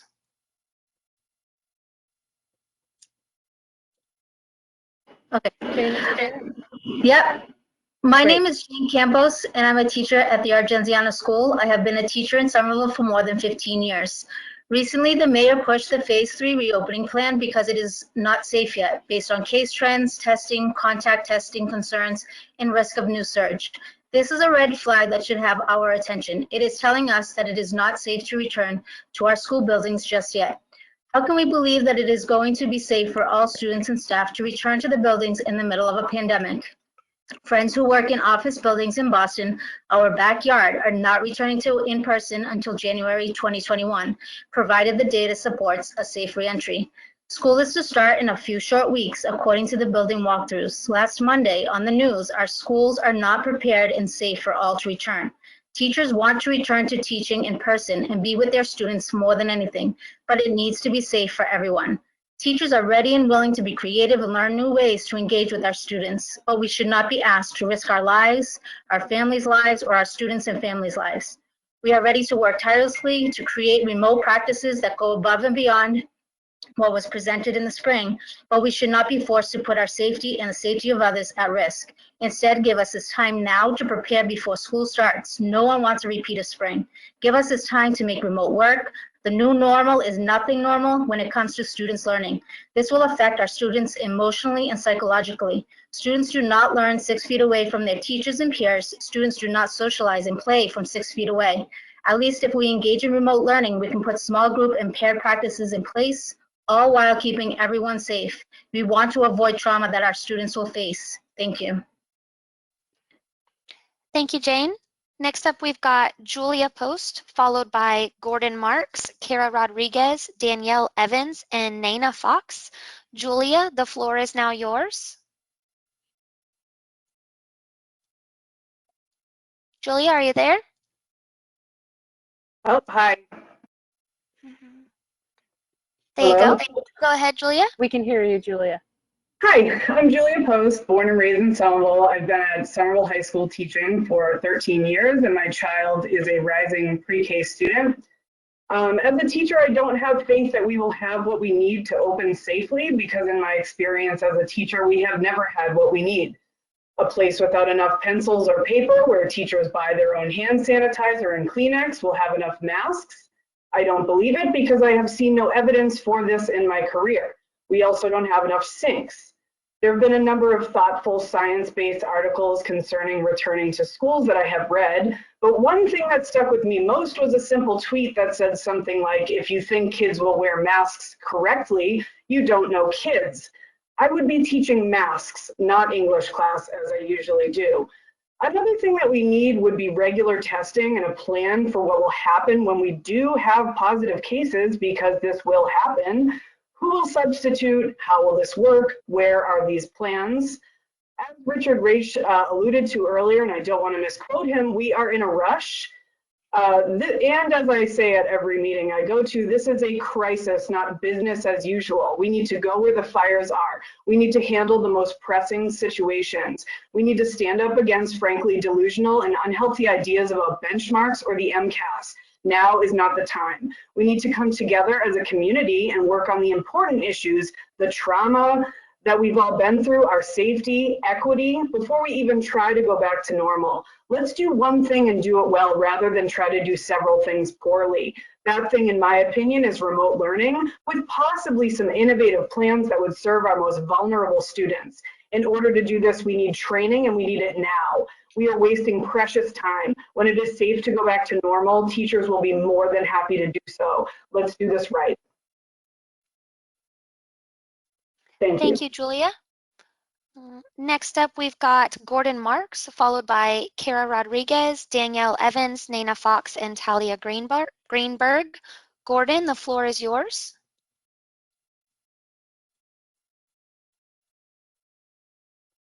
Gordon, are you there? And one more minute. If you'll make sure you're unmuted, Gordon. Let me try again. Hi. Gordon, are you with us? Yes, I am. Thank you. Hi. Oh, good. My name is Gordon Marks, and I live at 11 Bowden Street, and I'm the parent of a rising first grader at the Argenziano School. I've heard calls from various community members to start the school year in person. I think this is a bad idea for students, educators, staff, and the community, but more than that, I find it disturbing that members of the community seem to think it is a good idea to run an experiment in our schools on our staff and students. Dr. Fauci said in a virtual town hall with the American Federation of Teachers, "You're going to actually be part of the experiment of the learning curve of what we need to know." But experiments on human subjects have to go before an institutional review board, or IRB. If this so-called experiment were taken before an IRB, the experimenter would be laughed out of the room, their job, and likely the scientific community. I have heard people exhorting the school committee to proceed by letting science be their guide, not fear. Science's moral principles tell us that running this experiment is indefensible. We must start the year remotely and remain remote until it's safe. Thank you. Thank you, Gordon. Kara, you're up next. Kara Marks. Whenever you're ready, Kara.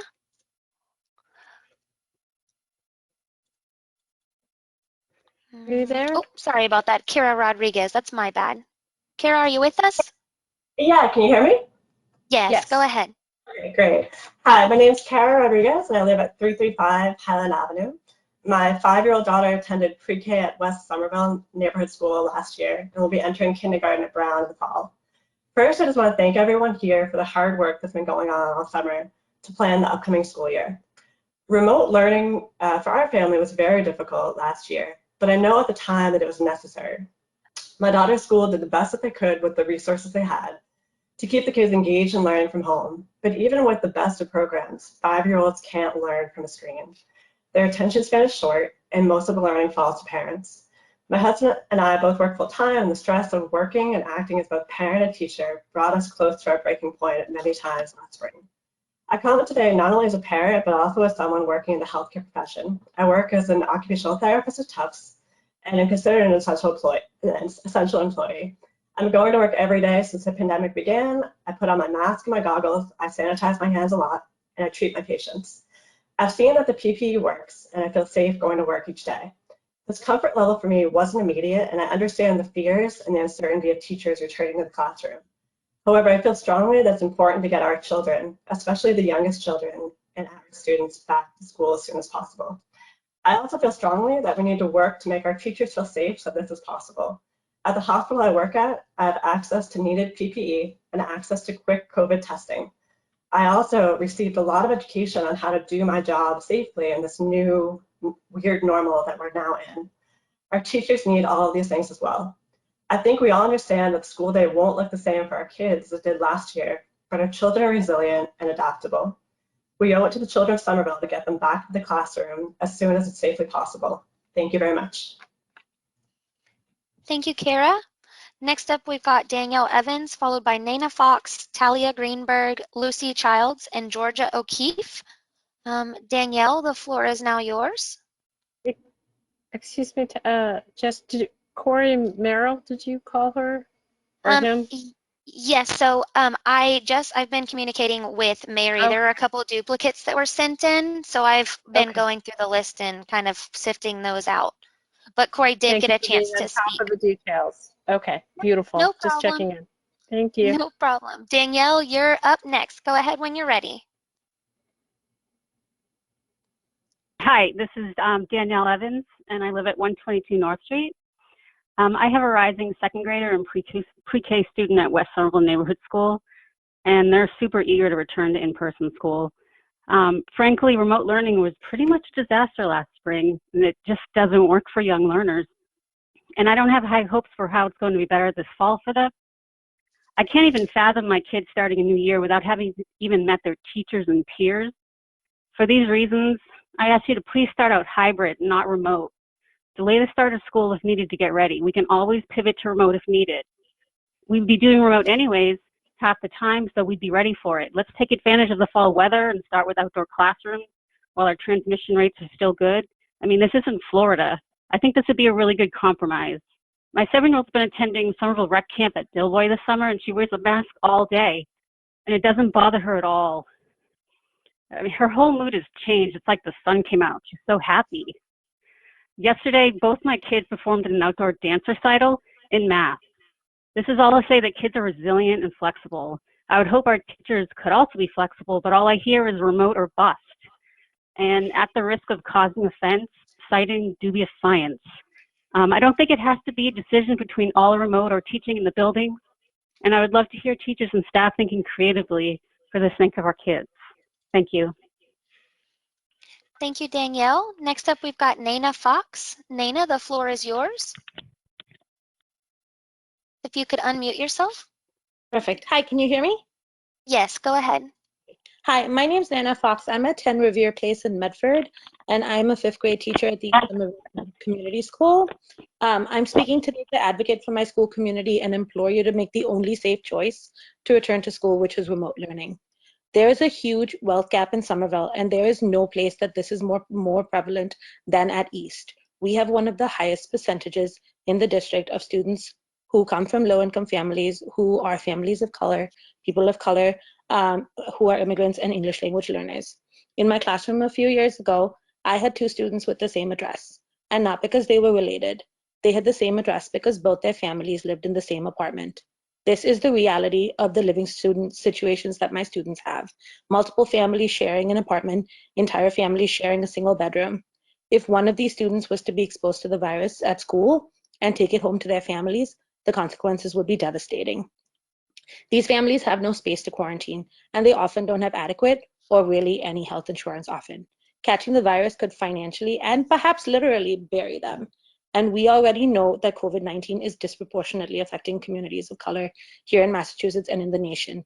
Please let us not be the reason that that is exacerbated. As you vote on a reopening plan, I strongly urge you to put the safety of the entire Somerville community, and not just those of us who are privileged enough to have our voices heard here at these meetings, first. Please consider the evolving science about airborne transmissions and the long-term health consequences and damage that COVID-19 causes. For the sake of our entire school community, I urge you to make the safest choice and choose remote learning. It is unacceptable that even one person should get sick or die because we opened our buildings too early. Please don't make a decision that you will come to regret later. Thank you for your time. Thank you, Naina. Talia Greenberg, the floor is now yours, and then we'll be followed by Lucy Childs, Georgia O'Keeffe, Ray Woodcock, and Laura Hall. Talia, go ahead when you're ready. If you could unmute yourself, Hi, Talia. can you hear me?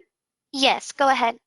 Great. My name is Talia Greenberg. I live at 217 Kelton Street in Allston, Massachusetts, and I am a teacher in the SCI program at the Winter Hill School.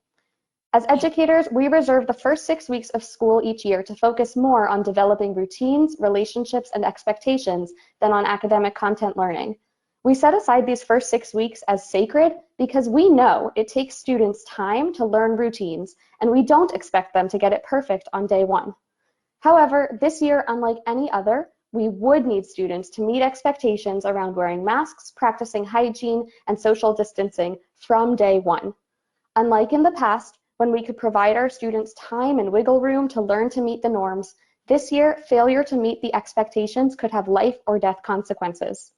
While the district has tried to consider the necessary precautions to keep in-person learning safe, the reality is that those expectations will not be met 100% of the time. 6 feet apart sounds great in theory, but we cannot expect our students to adapt to this new protocol instantaneously. Until they've mastered the skill, there will be closer contact, which we know poses greater risk. For these reasons, remote learning is the only safe option to start the year. Moreover, we have now seen schools in other parts of the country beginning to reopen. Even with increased safety measures in place, there have been outbreaks of the virus within days of reopening. If we were to reopen, even under a hybrid model, the likelihood of needing to shut down again soon would be high. And at that point, we would be dealing with a transition back to crisis remote instruction without adequate time to prepare accordingly. We can spare our students the chaos, stress, and lost learning time of an unnecessary transition back to emergency conditions by making a choice now to start our school year with remote instruction. Choosing now to start the year with remote learning will give us the time to prepare to do it well, and will let us use the first 6 weeks of school to set our students up for success this year, even under new learning conditions. Thank you. Thank you, Talia.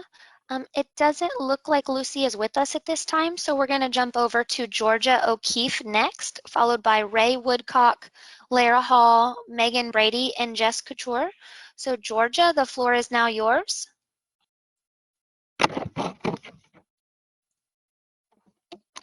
Georgia, if you could unmute yourself by clicking on the microphone. Can you hear me? We can. Go ahead. Yes. Okay. I'm Georgia. I teach pre-K at Argenziano. I became a preschool teacher because my passion lies in teaching our tiniest students what school is all about, making friends, working together, sharing, learning, growing. I didn't become a preschool teacher to stay 6 feet apart from 4-year-olds who are leaving their home for the first time and need my attention, my love, my hugs, my help. I didn't become a preschool teacher to encourage children to play by themselves, to not share their toys, to be afraid to come near me or afraid of what I'm thinking or feeling because they can't see my face. I became a preschool teacher because I have patience, because I have a big heart, and because I want to make a difference. I still have my patience, but I am tired of explaining why a classroom can't function under these circumstances, why remote learning is not ideal for any grade level, especially pre-K, but why it's the safest decision, the lesser of two evils. I am tired of explaining all this to those who have never known what it's like to teach in a classroom, even when there is no pandemic. I still have a big heart, but my heart knows that the right thing to do is to make sure that these precious 4-year-olds have their first experience in school be one that is filled with love and joy, not distance and fear. I still want to make a difference, but right now I know the best and smartest difference I can make cannot be made in person. In person, I don't just teach academics. I help children blow their nose. I catch their throw up. I mend their cuts and bruises. I've said, please keep your hands to your own body more times than I can count. I've said your friend needs space just as many times. And I've taken many a child's hand to lead them to another area of our already crowded classroom when my words weren't effective and another student would have gotten hurt if I didn't intervene. I've opened endless snacks, tied endless shoes. I've gotten hundreds of tiny bodies ready to go outside in the snow, or even just put on their jacket on a cool fall or spring day. I've helped hundreds of tiny hands hold their crayon and their scissors. I've given endless hugs. Please tell me how I can do any of that or any of the million things I don't have time to mention from 6 feet away. No one likes this. No teachers are excited about remote learning. We became teachers because we love coming face to face with children every day. And because we care, remote learning is the only option. Thank you, Georgia. At this time, we're going to jump over to Ray Woodcock, followed by Laura Hall, Megan Brady, Jess Couture, and Dana Sackton. So Ray, the floor is now yours. Hi, my name is Ray Woodcock, and I'm a teacher at East Somerville. I'm in favor of starting the year remote and phasing into hybrid when safe. And this isn't because I'm scared of all the unknowns. It's because we as educators have a very deep knowledge of how classrooms and this system works, and there are red flags at every turn of this push for a hybrid start in September.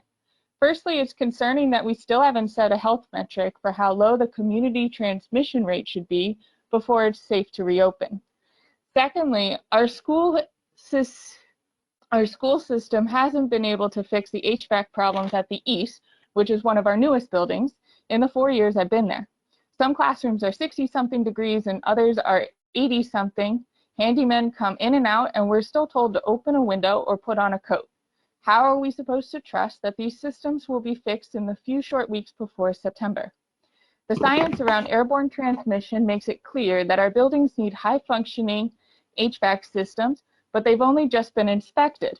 Technicians need sufficient time to properly repair and upgrade them. Teachers are very familiar with what happens when repairs are rushed, and we insist that this is done right. While I commend the district for thinking ahead and buying 6 months of PPE, I wonder how that number was calculated when we still don't know how many students and teachers are willing to return, and no teachers are being consulted about these purchasing decisions. I know I went 4 months without a stable supply of paper last year because I exceeded how much it was assumed I needed. Will the same thing happen with life-saving PPE? We are not in a place health-wise or planning-wise to safely reopen in September.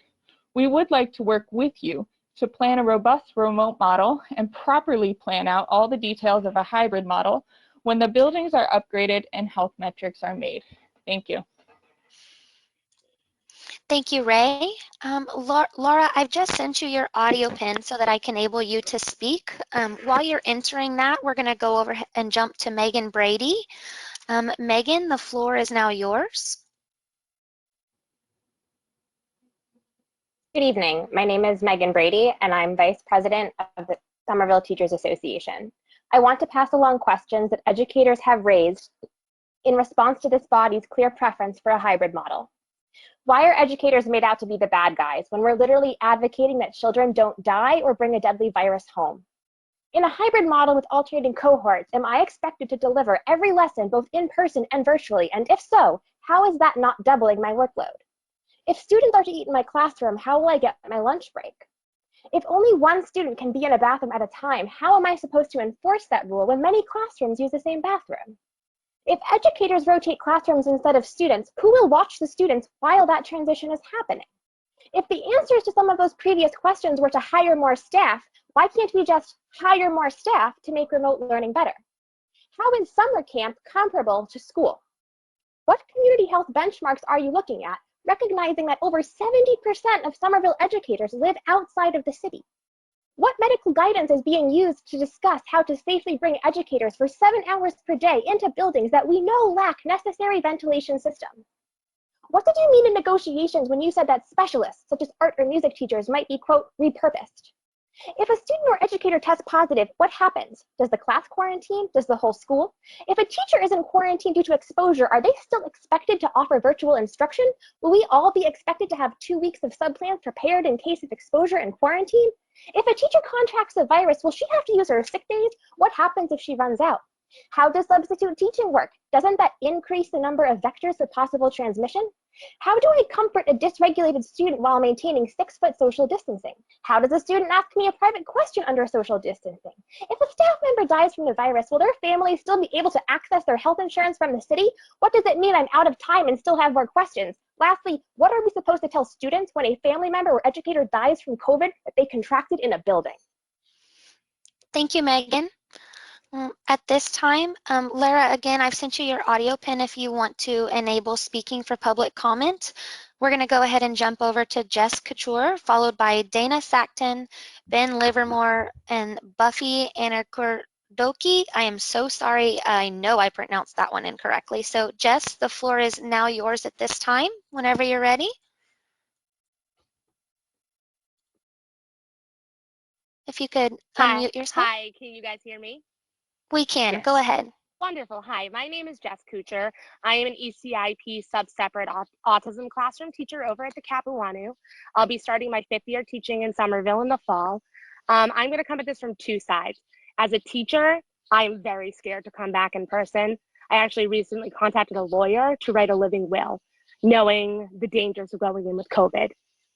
Now, talking about this as my students, working with one of the most vulnerable populations who is suffering with their learning by not being face-to-face, the only thing that I can see is going back in person with them in some model.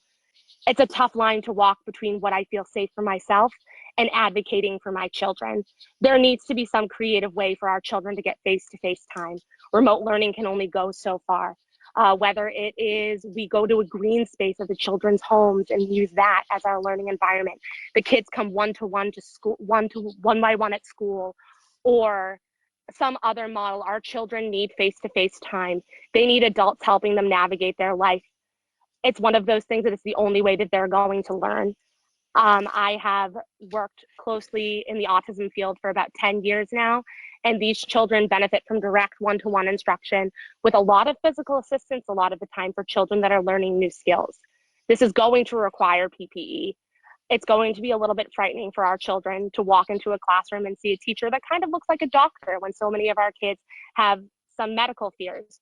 But unfortunately, and fortunately, the only way that we can bring them back is into a nurturing in-person school environment in a way that is as safe as humanly possible. Thank you. Thank you, Jess. Dana Sackton, you're up next. The floor is yours.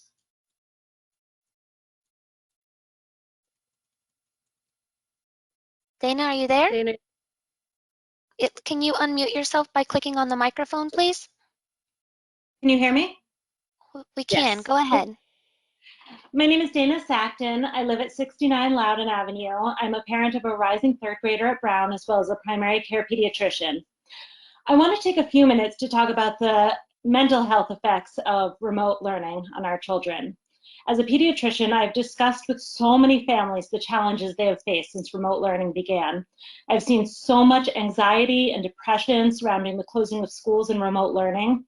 My organization's behavioral health department actually had to have a pediatric COVID response team to help with the increased mental health concerns. I speak to families on a daily basis regarding behavioral changes in their children due to schools being closed. For me, the most telling part of Somerville's remote learning survey was the slide on behavioral changes during school closures. Only 9% of families reported that their child did not experience behavioral changes. 9%. That means that a full 91% of children whose families responded experienced behavioral changes. This is astounding to me, and yet, based on my observations, not surprising at all. With my own generally very adaptable child, we struggled with attention and increased anxiety. More than once, trying to help him with his schoolwork left us both in tears. My son loves school and has declared crying that if there's no in-person school, he is just not going to do any work next year. We've been thrilled this summer to see joy return as my son has been attending summer camp. They follow distancing guidelines, mask during the day, and counselors do not touch campers without gloves. This has not negatively impacted the campers in the least. Although distancing guidelines will mean that classroom learning will not look exactly the same, it's not going to have the impacts that people are saying. We must consider the real impacts of mental health that continued school closure will have. Thank you. Thank you, Dana. Up next, we've got Ben Livermore, and then we're going to circle back to Laura Hall. So Ben, the floor is now yours whenever you're ready. Ben, are you with us? If you could unmute yourself by clicking the microphone, Ben. There you go. All right, Go can ahead. you hear me? Yes. Yes. My name is Ben Livermore, and I live at 57 Meacham Road. As a parent of 3 elementary-age kids in Somerville, remote learning last spring was an incredibly challenging experience. My wife and I spent more than 4 hours a day teaching the lessons provided by our kids' teachers, answering questions from our kids about assignments, giving feedback on assignments, printing and organizing worksheets, and every night creating a schedule for each kid for the following day. My wife and I work remotely full-time, so 4 hours was not easy to find. But what made it so much harder was that it came in the form of constant little interruptions across the day, making it all but impossible to focus enough to get our own work done. These interactions left all of us in a constant state of frustration and anger with each other. After 3 months, we were absolutely exhausted. Our family fabric strained to the breaking point, and what's worse, we felt like we had failed, and the school system had failed us. I think there are 5 things that would make a difference for elementary school parents if there is remote learning in the fall. 1, teachers should be doing live interactive teaching and including answering questions that come up during a lesson. 2, teachers should be available in real time while kids are doing their assignments to help get kids unstuck when they run into problems and have questions. 3, teachers must find a way for students to be able to submit assignments easily and independently. 4, teachers must have a way to give timely feedback to students directly. 5, the teacher and school should provide a schedule for each student for each day, which includes when it is reading time, when it is math time, when it is gym, etc. It feels as if I shouldn't have to say all of that, and yet these things rarely happened in the spring, and parents were left to take up those responsibilities. My greatest fear is that the same thing will continue this fall. Whether remote or hybrid or in person, I ask that this fall, the teachers and schools take these responsibilities back from the parents. Thank you. Thank you, Ben. Laura Hall, we're going to circle over to you next. Whenever you're ready, the floor is yours. If you can make sure you're unmuted, Laura. You can click on the microphone. There you go. Go ahead.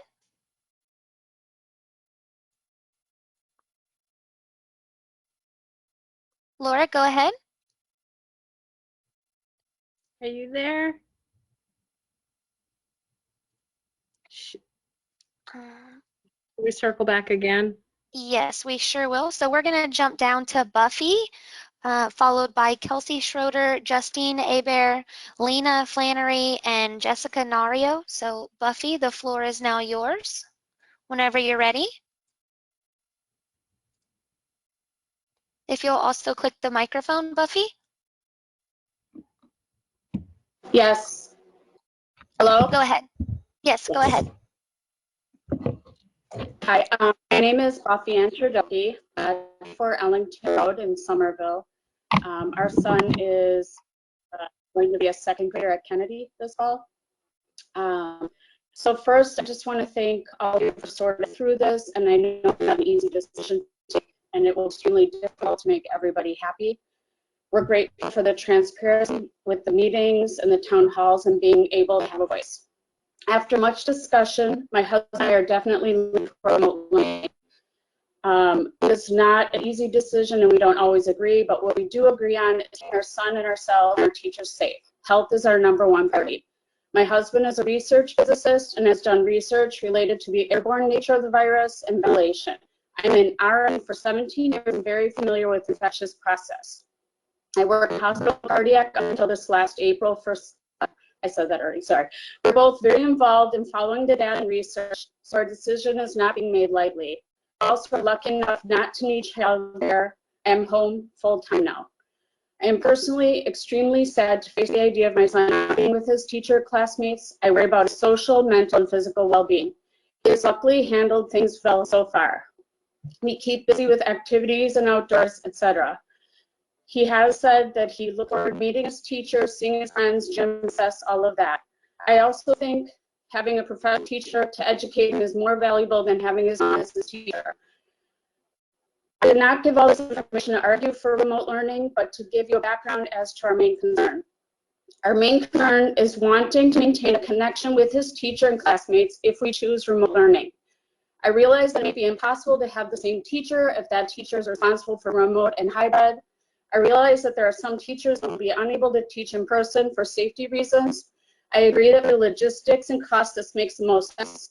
As someone who has lived here for 4 years, we feel strongly connected to our school community and community. Thank you, Buffy. At this point, we're going to jump down to Kelsey Schroeder, followed by Justine Hebert, Lena Flannery, Jessica Nario, and then we will circle back to Laura Hall. Kelsey, the floor is now yours. You can make sure to unmute yourself, please, Kelsey. Hi, my name is Kelsey Schroeder. I'm at 5 Meacham Street. Thank you for your time tonight. I teach 1st and 2nd grade at the Healy and am proud to be a Somerville educator. I support a fully remote start to school as much as it pains me to say. I miss in-person teaching desperately. I miss everything about my classroom, even changing the numbers on the calendar. I miss my students, I miss my coworkers, but I also know that if the DESE COVID guidelines are necessary to open, it is not safe. The bare minimum is not safe for students and for educators. The bare minimum is also not school as we know it. The guidelines currently require keeping masked students 3 feet apart, even at recess. Can you imagine constantly reminding 6-year-olds to not run in a clump of friends, not follow each other down the slide too closely, not sit at the bench to eat their snack together? Finally, I would ask that the district develop a plan swiftly that respects the plea of 85% of STA union members to open remotely so that we are not caught up in a back and forth to approve a plan and get started prepping. Every day that I do not know the plan and other teachers is a day less that we have to be our best in the fall. The slapdash spring remote teaching does not have to be repeated. We teachers can do this, but we need adequate time to prepare. Thank you. Again, I'm going to ask people if you please give us your home address. If you want to share with us where the school that you work at, the Healy is at 5 Meacham, that's fine. But I ask that you give your home address, and if you want to tell us where you work in the district, that you're welcome to do that. Thank you. Who's next? Thanks, Carrie. At this point, we have Justine Hebert, followed by Lena Flannery. Justine, the floor is yours. If you can make sure you're unmuted, Justine. Can you hear me? We can. Go ahead. Thanks. I'm Justine Hebert. I'm at 17 Kenton Square in Brookline, and I teach at the high school. In the next couple minutes, I'm going to reference a few numbers that support the STA stance that the only safe school start is a fully remote school start. The first number is 5,731. That's the combined total number of students and educators in our Somerville school buildings. The second number is 2.2. This morning, Governor Baker reported that the state's positivity rate has increased to 2.2 people testing positive out of each 100 people tested, which is 22 out of 1,000. Next is the state's R0 or R0 value, which is also rising and is currently above 1, which means that each infected person on average in turn infects more than one other person. 100. Last Thursday, the JAMA Pediatrics published results confirming that young children are now believed to carry as much as 100 times the amount of coronavirus load in their upper respiratory systems as do adults. Another number is 10. There are a couple of 10s. First, on Thursday, JAMA also reported that children over the age of 10 transmit the virus as efficiently as adults. The other 10 is the current limit on either indoor or outdoor gatherings in Somerville as a result of the recent indefinite postponement of phase 3 due to rising local case rates. Next, 20,000. Somerville has a density ratio of almost 20,000 people per square mile, making it the densest place in New England. And it's worth noting that we have an especially large proportion of multi-generational families, a dangerous setting for increasing positivity rates. Final number 4. There are 4 weeks left until September. All of these numbers and many more are daunting. We really should do the only sane thing, which is commit to a safe remote start and plan for the best remote teaching and learning experience that we can offer our students. Because if we return to the buildings, so will COVID-19. It is inevitable. And as the mayor pointed out on WGBH this morning, we still have insufficient testing and contact tracing capabilities. Thanks for the 2 minutes. Thanks, Justine. I apologize for the miscommunication. Lena Flannery actually already spoke, so we're going to jump over to Jessica Nario, and then Laura Hall, we're going to come back to you. So Jessica, the floor is now yours. You can make sure that you're unmuted, please. Hi, can you hear me? We can. Go ahead. Awesome, thanks. Hi, I'm Jess. I live at 11 Walter Terrace in Ward 4. I work in compliance and my partner is a paraprofessional. So thank you again for the opportunity to speak today. After postponing the advancement to phase 3 2 other times, the city of Somerville has moved to postpone the opening of phase 3 indefinitely. If Somerville is not going to approve of the opening of gyms, movie theaters, or indoor gatherings of more than 10 people, then how will students go back to school safely? Somerville is the most densely populated community in all of New England, as we just heard. We need a safe and collaborative approach between educators and parents on reopening schools. In-person schooling without the necessary safety measures would put parents, other family members, and community members at risk. Even though students are less likely to become seriously ill, they still have the opportunity of spreading the virus to their families and to their educators. To keep our families and communities safe, we need to prepare for remote learning. The transition in March was crisis learning, and this put a burden on both educators and families. Families and educators alike were unprepared for online learning. Students were isolated from their peers, fell behind academically, and lacked essential counseling and support that they received in schools. Educators had a difficult time transitioning as well, as many students did not have adequate access to technology and educators did not have the time to prepare and adjust for these concerns. Many families lacked the crucial support school provides for their children. We know that if we provide the option of going back or not, the families that will be hit the hardest and were hit the hardest in March will be families of color. We need to support and uplift the communities of color in Somerville. We need to take this time to figure out how to best support and provide for students, especially as COVID cases in Massachusetts are on the rise once again. This requires a collaboration between families, students, educators, and health experts on deciding if and when schools reopen and how to go back safely. Thank you. Thank you, Jess. At this time, we're going to circle back to Laura Hall, and then we'll go to Alexis Dutowski, Elena Greco, Tessa Bridge, and Michael Coughlin. Laura, are you with us? Please remember to unmute yourself.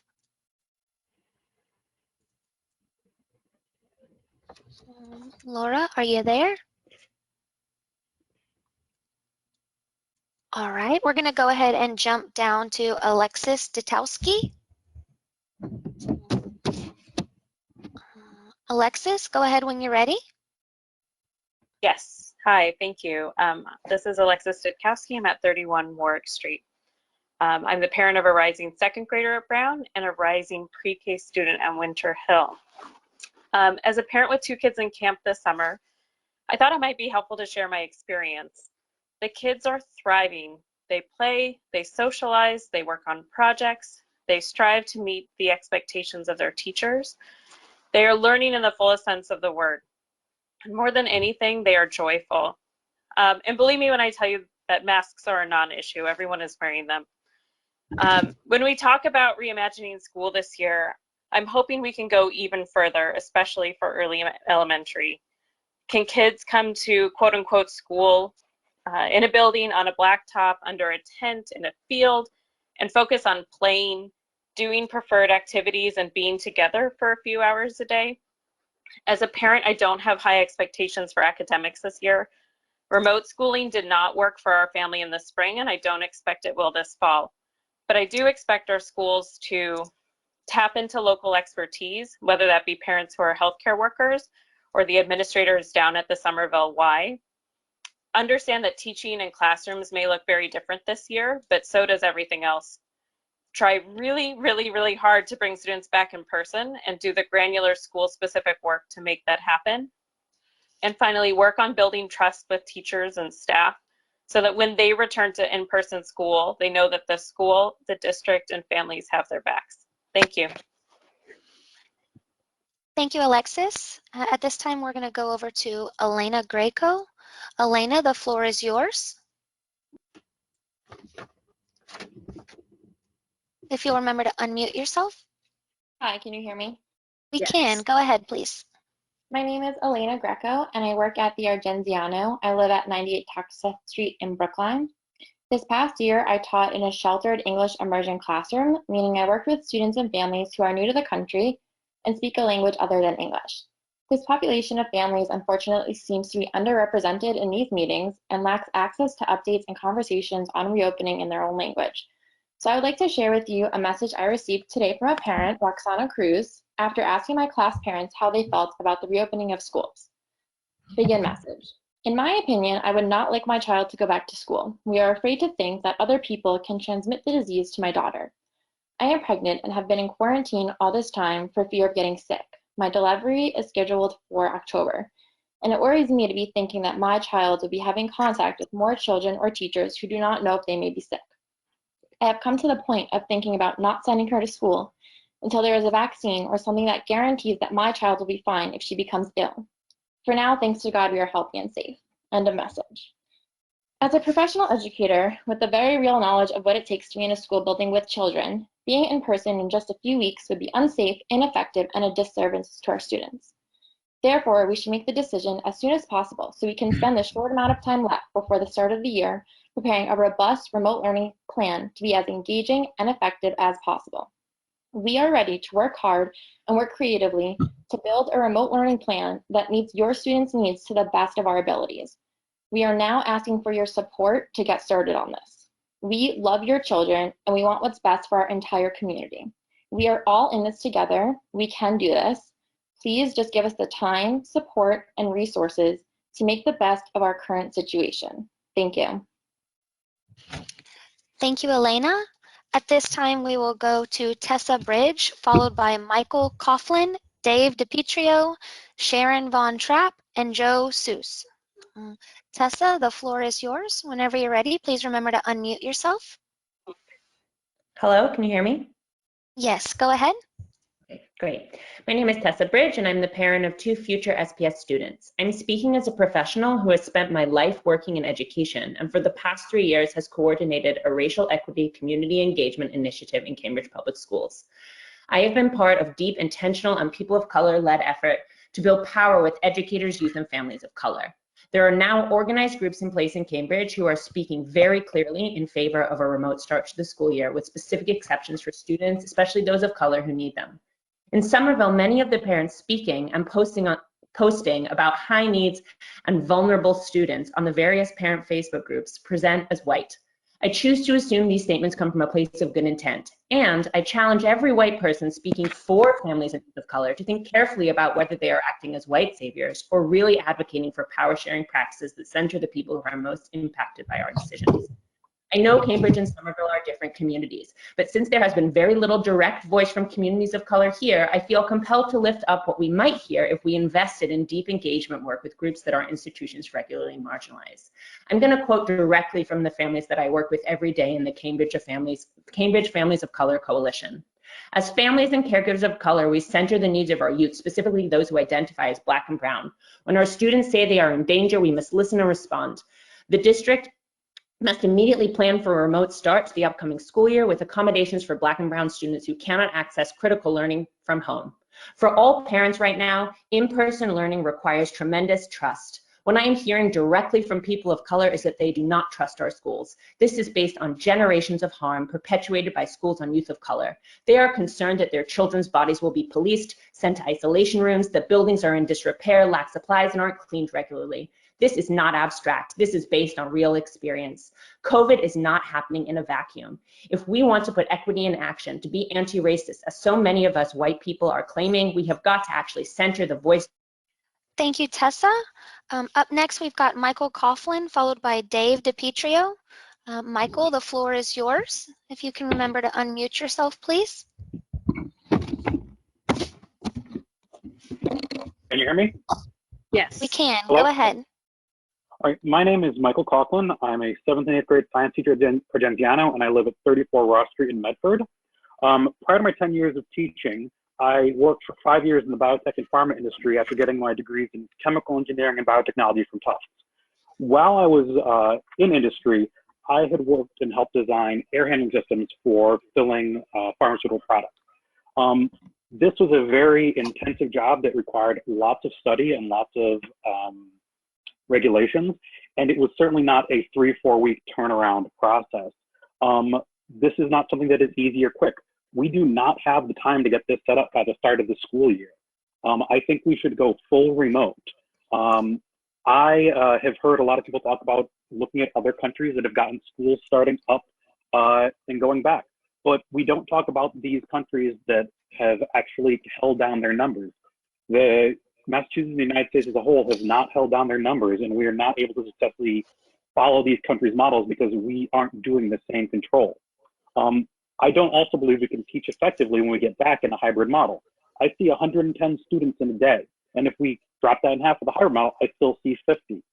Now, if one of them exposes me to COVID, does that mean that all 50 of them are in quarantine? What about the other 50? I have not seen any plan on how we're going to handle this, and I just don't feel safe going back. I have a newborn baby, and I don't think that we are ready to go back in full time. Thank you. Thank you, Michael. Dave DiPietro, you're up next, followed by Sharon Von Trapp, Joe Seuss, Christopher Desjardins, and Tiffany Ramkasoon. Dave, the floor is yours whenever you're ready.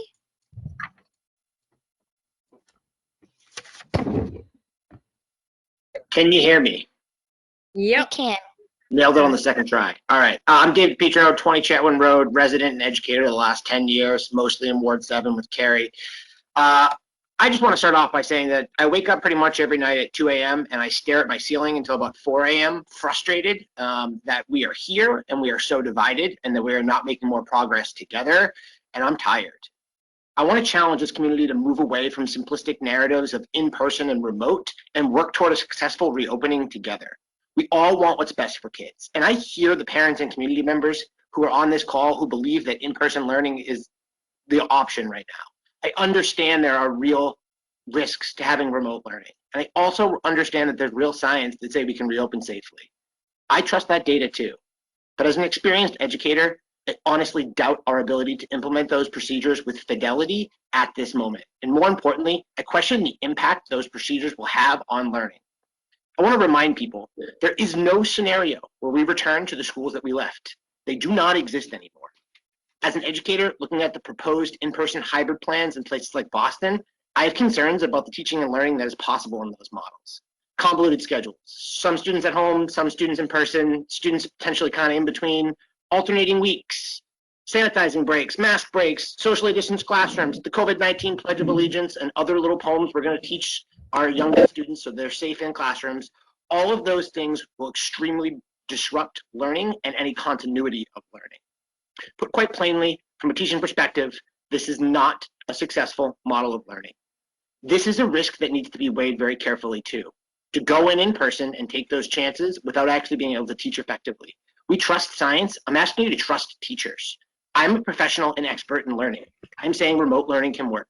I ask the community's trust teachers, we can do a better job in September than we did in March, but we need to start now. Every day that goes by, if we don't have a remote learning plan in place, I am going to be a worse teacher in September. We are going to hurt kids. Thank you, Dave. Up next, we've got Sharon Von Trapp. Sharon, go ahead. The floor is yours whenever you're ready. You hear me? Yeah. Great. I am Sharon Von Trapp, and I'm a physical education teacher, and I teach at the Brown and the Capuano schools. And I've heard a lot of people tonight talk about science and data, but the science and the data is changing rapidly. And so that is not something to fall back on. What happened to common sense? What happened to safety first? The only safe thing is to not put large groups of people back together. People talk about summer camps, people talk about daycares. Those groups are outside, huge distance, less than 10 kids per group. You'd have to double the amount of educators you hire and double the amount of spaces. That's not possible. I haven't seen one piece of data from the district showing me the 500 or plus precautions that you're going to take to ensure my safety and the students' safety. Where's that list? Where's the information? Where's the plans that were submitted to DESE on the 31st? We haven't seen those. I want to see those. I want the public to see those. I want to know what precautions we're taking. Also, as a healthy, privileged individual, I am nervous about these weird long-term side effects that are coming down the road of people that have had COVID and recovered. I do not feel safe going back, even if I get a mild case of it, and then 6 months down the road, I have liver or kidney problems. What is that? Where's the science and data on that? It's evolving. It's changing rapidly. This is not safe. This is like a snow emergency in the city of Somerville. The mayor is operating under a snow emergency, and we are not. We should not be going back if it's a snow emergency. We should be doing remote learning, and with only 4 weeks left to go, we should be making it very good. We should be working on this now, and down the road, we can talk about hybrid. But we don't be parents, don't be scared of a good remote learning plan. Work with us, make it better. Come to our community meeting and tell us what's going to make remote better. We need to be safe. What happened to common sense is safety first. Teachers get evaluated. The first thing teachers get evaluated on are, do you have a safe and nurturing learning classroom? No, we cannot guarantee that your child is going to be safe under our care. And no, we can't ensure that it's going to be a nurturing learning environment. Remote is the only way to go to start. Please share that data with us. Thank you, Sharon. Up next, we've got Joe Seuss, followed by Christopher Desjardins, Tiffany Ramkasoon, Amelia Hollander-Ames, and Christiana Morgan. Joe, the floor is now yours. You can make sure your microphone's unmuted, Joe. Oh, can you hear me? We can. Go Hello, ahead. good evening. Thank you. My name is Joe Souza of 75 Columbus Ave, and I'm the parent of a soon-to-be 5-year-old entering kindergarten and a 6-year-old entering first grade.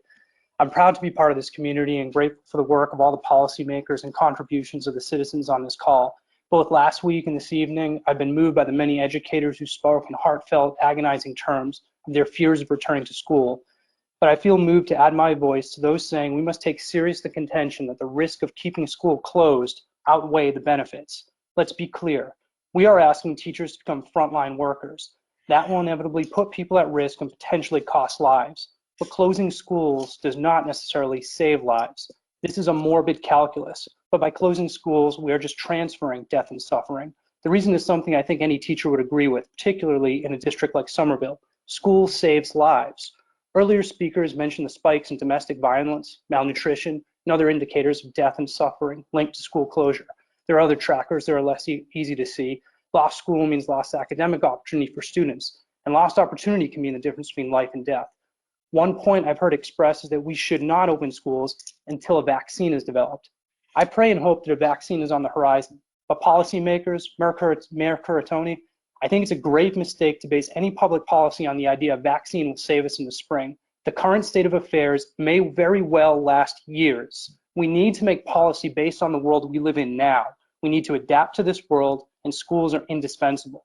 School committee members, no one envies you. There is no good decision.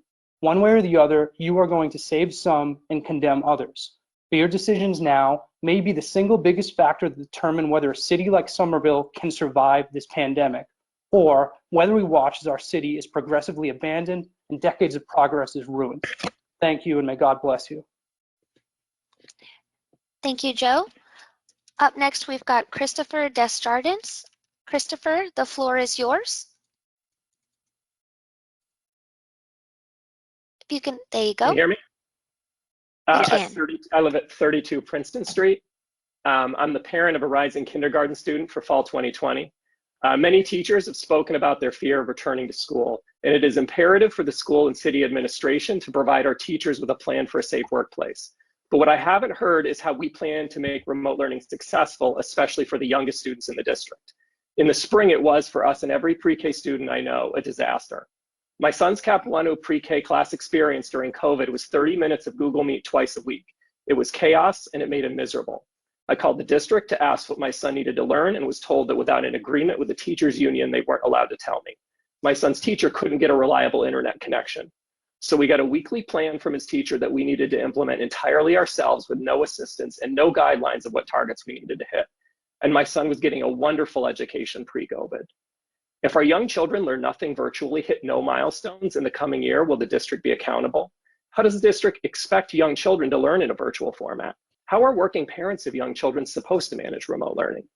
Right now, my son is in the Somerville School summer camp. He's having a great time. The kids are doing a great job of wearing their masks and following protocols.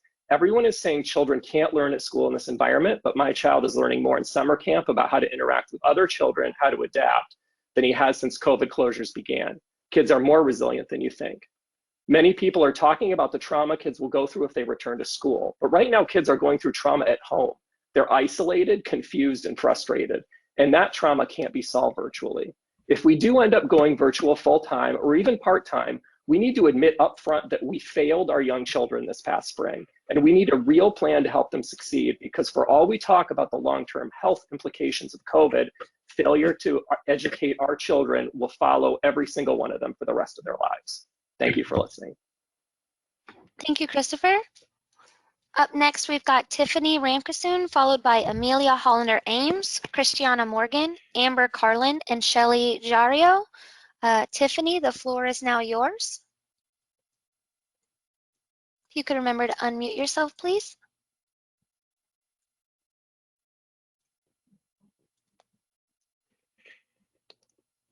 Tiffany, are you there? Yes, can you hear me? Yes, go ahead. Okay, hi. My name is Tiffany Ramkasoon. I live at 181 Washington Street. Thank you for allowing me the chance to voice my opinion. I have a rising fourth grader and a son who is entering pre-K, both at the Angeziano. Right now, we're dealing with the virus that no one is 100% knowledgeable of. Every day, the reports and information on the virus is continually changing. Right now, I think the safest thing will be to start remote learning. As much as I would love for my children to return back to school with their teachers and friends, I'm afraid. I'm afraid for the physical and the mental health of both of my children. It was reported that most people that are positive don't show any symptoms. So what does that mean for my children? What if they're going back and are now around other children that are not showing symptoms but are positive? I have a third child at home that is high risk but is not school age. So what does that mean? What if then they bring the virus home to him? I want to make sure that all of my children are protected from this virus, and I'm trying my best to do so. Also, my child is starting pre-K, and I know he's already nervous about going to a new big school. So having him start and not being able to physically interact with friends and teachers is going to harm him emotionally and psychologically. Also, it keeps being reported that the numbers are going to rise during the flu season. If that's the case, what will happen then? Will kids then be forced to change their now normal way of learning and then be changed back to remote learning? Why make children have to go through so much change? Also, if you do vote for in-person learning, what happens when a child or a teacher tests positive? What are the plans? Self-quarantine? So does that mean that everyone now has to quarantine? And then what happens if a few weeks later someone else then tests positive again? Quarantine again? I honestly think the best thing to do at the moment is to just start with remote learning until there's a better understanding of this virus and decisions are not being rushed. Make the decision now so that teachers can begin planning the best way to teach their students. Thank you. Thank you, Tiffany. Up next, we've got Amelia Hollander-Ames. Amelia, the floor is now yours.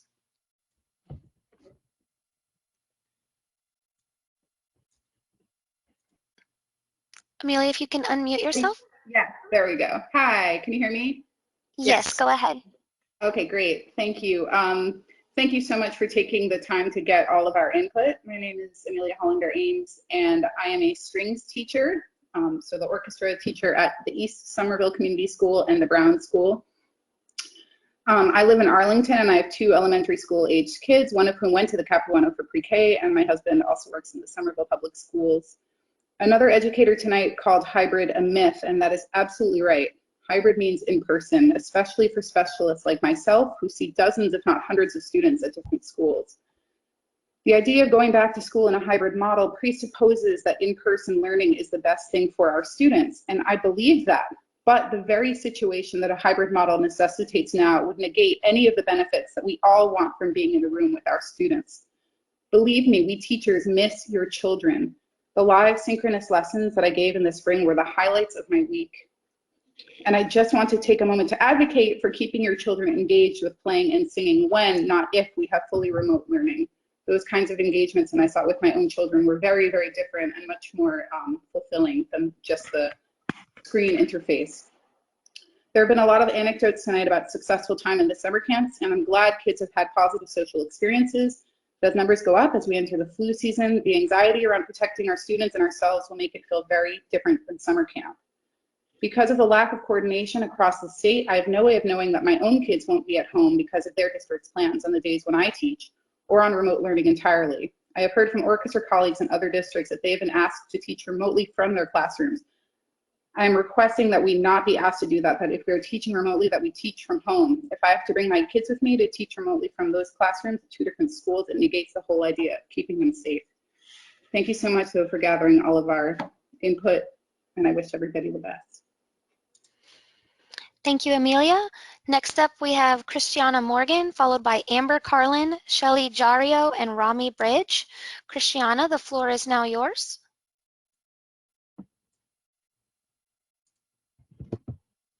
Christiana, if you can unmute yourself, please.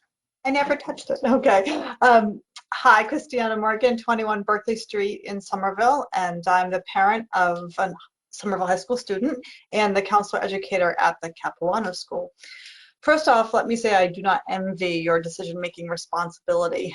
All options are heavily imperfect and are likely to create new problems while trying to solve existing ones. As a parent, I'm not convinced it is safe to send my child into a school building for 6.5 hours.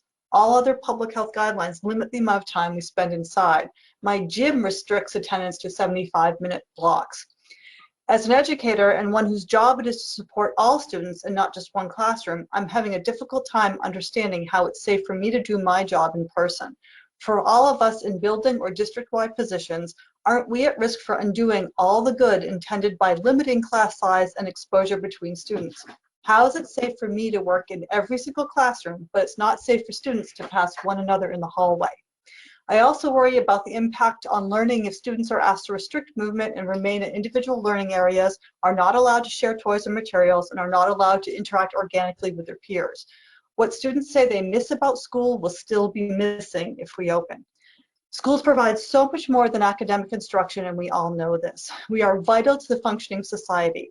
But if we aren't 100% sure it's safe for students, faculty, and staff to return to the buildings, returning means we, as a society, are comfortable turning SPS into a public health experiment at best and a clinical trial at worst. We are 4 weeks away from when teachers report back. Let's plan to start with remote instruction and host socially distant outdoor opportunities to meet and interact with the students. Let's continue to watch the data and return to the buildings only when you can guarantee it's safe for us to do so. Thank you. Thank you, Christiana. Up next, we've got Amber Carlin. Amber, the floor is yours. Can you hear me? Yes. Yes, go ahead. Okay, excellent. My name is Amber Carlin. I live at 30 Boylston Street in Malden, and I'm a teacher at Somerville High School and will be entering my 8th year of teaching English there. As other people have said, COVID cases are on the rise in the state and the district.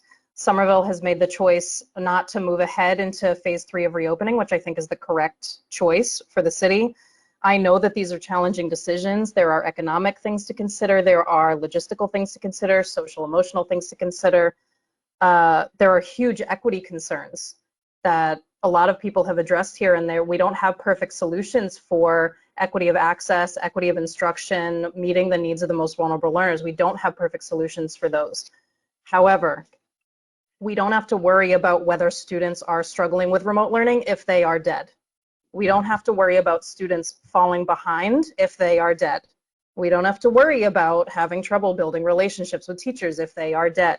We don't have to worry about staff meeting the hybrid needs of students if the staff are dead.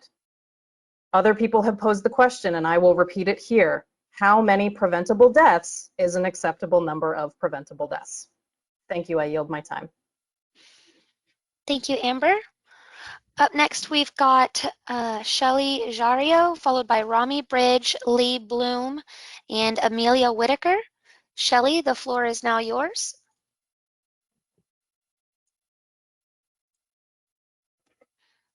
Shelley, if you can make sure to unmute yourself, please. Unmuted. My name is Shelley Jamro, and my address is 41 Christopher Drive, Dracut. I have worked as a special ed teacher at the Kennedy for the past 27 years. I have been looking at the reopening of schools through a variety of lenses. I am a parent, I am a teacher, and I am a daughter. I am a daughter to an 85-year-old man who made his home in Somerville after emigrating from Canada in 1960. This man raised 3 small children on his own after the death of his wife, and it is my turn now to keep him safe. I miss my students, but I feel that the only way to safely open the schools is through a remote start. We owe it to our Somerville community, to our students, and to our own families. Thank you. Thank you, Shelley. Up next, we've got Rami Bridge. Rami, the floor is now yours.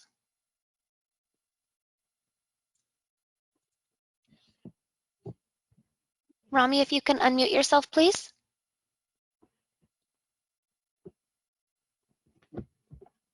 There you go. Go ahead. Yes, we can hear you. My name is Rami, and I'm the president of the STA. Members of school committee, the clock is ticking. It is now August, and I have not seen or heard a single statement from any of you about how school should resume. As far as I'm aware, you have not made a single public substantive presentation, debate, or conversation of how school should resume. I cannot underscore this enough. Every day you delay, you are causing untold stress to families and educators. Everyone needs to plan for the fall, and they can't until you do your jobs. New data is constantly emerging about COVID, and it is far from clear, no matter what everyone tells you, that children are not vectors for the virus. A Harvard epidemiologist described hybrid model as probably among the worst options. Anthony Fauci described returning to schools as an experiment. The often cited study from South Korea said that students under 10 were less contagious, not that they aren't transmitting COVID. An article in the New England Journal of Medicine talked about the importance of resuming in-person learning, but only after significant upgrades to improve ventilation. As we heard earlier this evening, we don't yet know the state of our buildings or what will need to be done to make them safe for us to proceed to in-person learning. The facts on the ground are clear. We will not be able to safely open schools in just a few short weeks. In the absence of our elected officials leading, the STA stepped up to name the reality. Your continued silence has meant families are blaming educators for schools not opening rather than the true reasons: the disrepair of our buildings and our society's inability to respond to the virus. Likewise, in your absence, families have the mistaken impression that it is the job of the STA to create the plans and criteria for resuming instruction. It is your job to do that, not ours.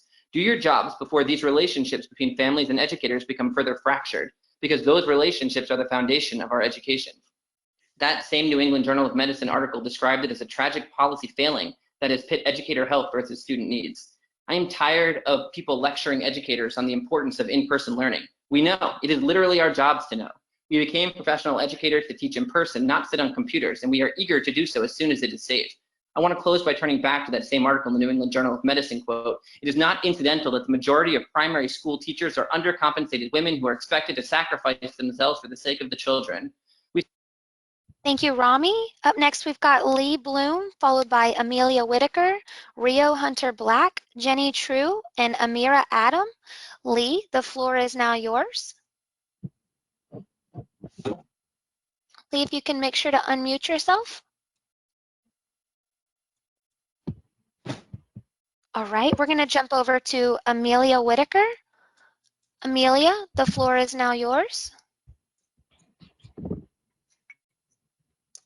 All right, looks like she has left the meeting as well. We're going to jump down to Rio Hunter Black. Rio, you're up. If you can please remember to unmute yourself. Rio, are you there? Hi, can you hear me? Yes, go ahead. Hi, my name is Rio Hunter Black. I live at 110 Boston Ave, and I'm a rising junior at Somerville High School.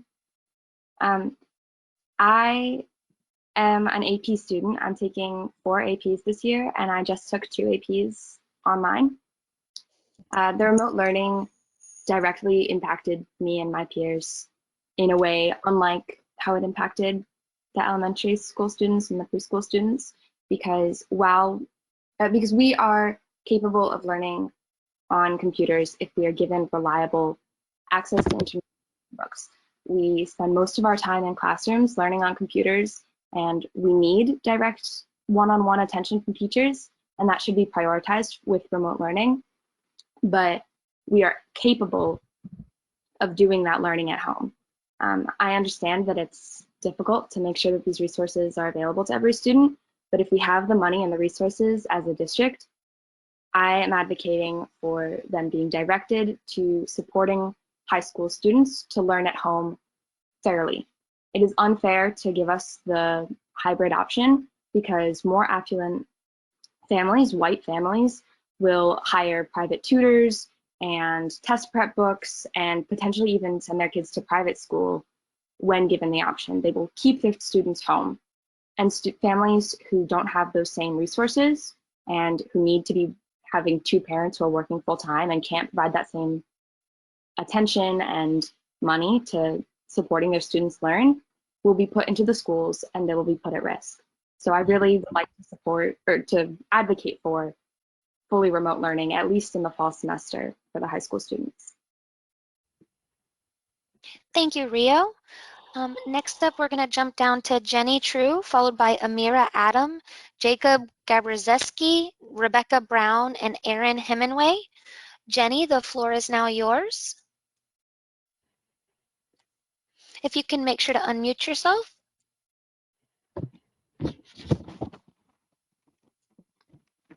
All right, Amira Adam, we're going to jump over to you.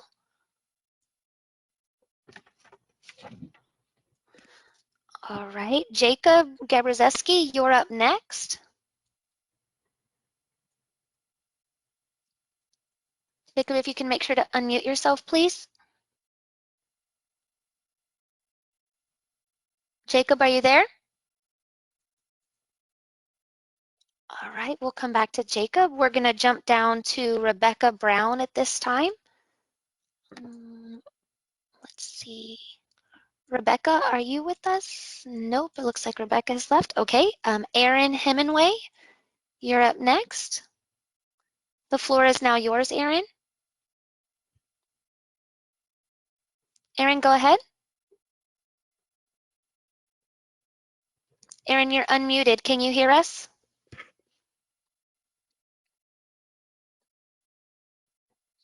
There you go. Aaron, are you there? All right, we are going to jump over to Chris Ilch, followed by Roxanne Screama. Chris, the floor is now yours. Hello, can you hear me? We can. Go ahead. My name is Chris Ilch. I live at 51 Avon Street and I'm the parent of rising 4th and 8th graders at Argenziano. I work as a health and safety manager, assessing the risks to workers for things like exposure to chemical and biological agents, and more recently, planning and executing the safe reopening of our workplace during the COVID pandemic. For any safety risk, we follow a hierarchy of safety controls, and I want to think about the return to school using this framework. The first tier of this approach is to eliminate the risk if possible. For COVID transmission, fully remote learning is the only plausible way to eliminate the risk entirely for students and staff, but it comes with its own challenges, and I appreciate the difficulty in addressing all needs. The second tier of this risk assessment approach is to examine the existing facilities. For a school, this includes the availability of sinks and having proper rooms for nurses, but airflow is the main concern here. Long-term issues with ventilation systems have been acknowledged. From an assessment perspective, if these issues cannot be addressed adequately, the risk must be deemed too severe to reopen schools. The next tier of this approach is called administrative controls, things like signage, scheduling, and social distancing plans. Parents and teachers know the kids best. Can young students really maintain a 6-foot distance for an entire day? Do resources exist to monitor the kids' behavior and prevent their natural instincts for physical contact and interaction? The lowest tier in this approach is PPE because it is literally the last line of defense between you and a hazardous material. People who work in healthcare have stated that PPE works great, which can be true, but you cannot equate the established safety systems and practices of a hospital with kids in a school building. Masks and glove use are subject to human error, especially among children, so PPE alone is not fully reliable protection in a school setting. Finally, being part of the school community for nearly a decade, we have seen the tremendous dedication, caring, and ingenuity of everyone in the school system who always go above and beyond their job descriptions. Given the time and resources, I have no doubt teachers can accomplish anything, but they should not be asked to put their health at risk, and everyone deserves to only return to school if it can be done in the safest possible manner. Thank you. Perfect. Thank you, Chris. Roxanne, we're going to go over to you at this time. If you could, Roxanne, go ahead and unmute yourself. Roxanne, are you there? There you go. Hi. Can you hear me? Yes, go ahead. Okay, thank you. Yes, we can hear My you. name is Roxanne Screama. I live at 33 Partridge Ave in Somerville, and I am an educator at the Kennedy School. I've been with the school system for 33 years. I'm probably one of the older teachers of the Kennedy School, teaching kindergarten for 25. And anyone who knows my name knows I'm a very dedicated teacher who gives a lot to the schools even after hours.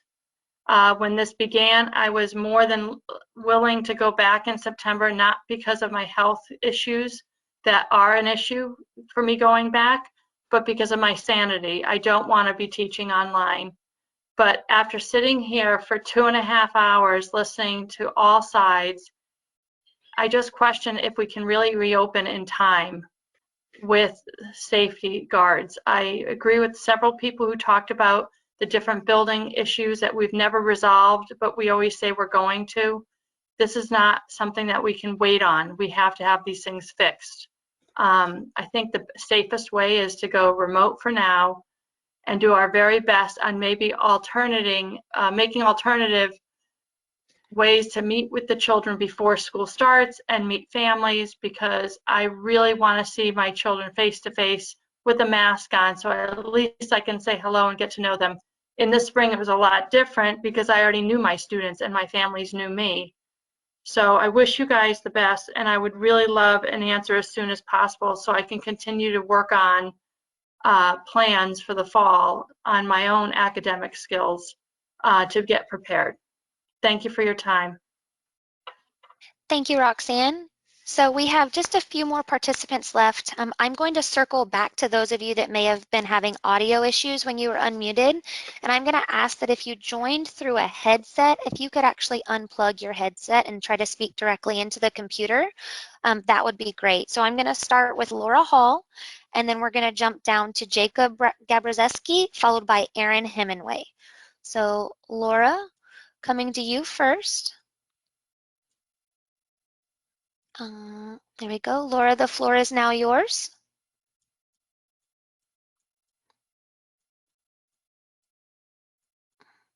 All right, Laura, are you with us? It looks like you're muted. If you can unmute, Laura. Yep, there we go. Perfect. Go ahead. Thanks. My name is Laura Hall. I live at 19 Minnesota Ave, and I'm a parent of rising 5th and 8th graders. I live and work in East Somerville, and I'm a doctor who's been helping to run the Cambridge Health Alliance Respiratory Clinic, taking care of COVID patients since the pandemic began.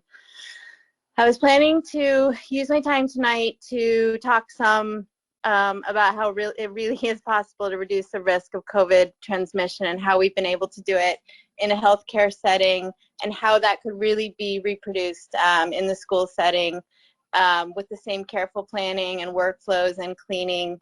But in listening to the calls this week and last week, I'm not sure that it's that constructive to really have everybody keep reiterating the same things. I think, you know, there are a lot of strong feelings. We can all find a lot of different studies that can demonstrate our points. But what I'd really like to advocate for at this point is that a decision is made and that we move forward with it. It's pretty shocking for me to hear that there hasn't yet been planning for the curriculum, that the teachers haven't been given the resources and the time that they need when it seems that it's clear that remote learning is going to be some aspect of school in the fall. And so I just really would advocate, you know, for the sake of the teachers, for the kids, that we really move forward with this, that planning can happen, you know, that we don't recreate the same situation we had in the spring, which was obviously frustrating for everybody on all sides. I'd be happy to talk to any teachers about transmission and my experience working in a respiratory clinic and how extremely low the transmission rates have been at any point in the future. But at this point, it's time for us to move forward together and to really start planning for whatever the plan is for the fall. Thank you.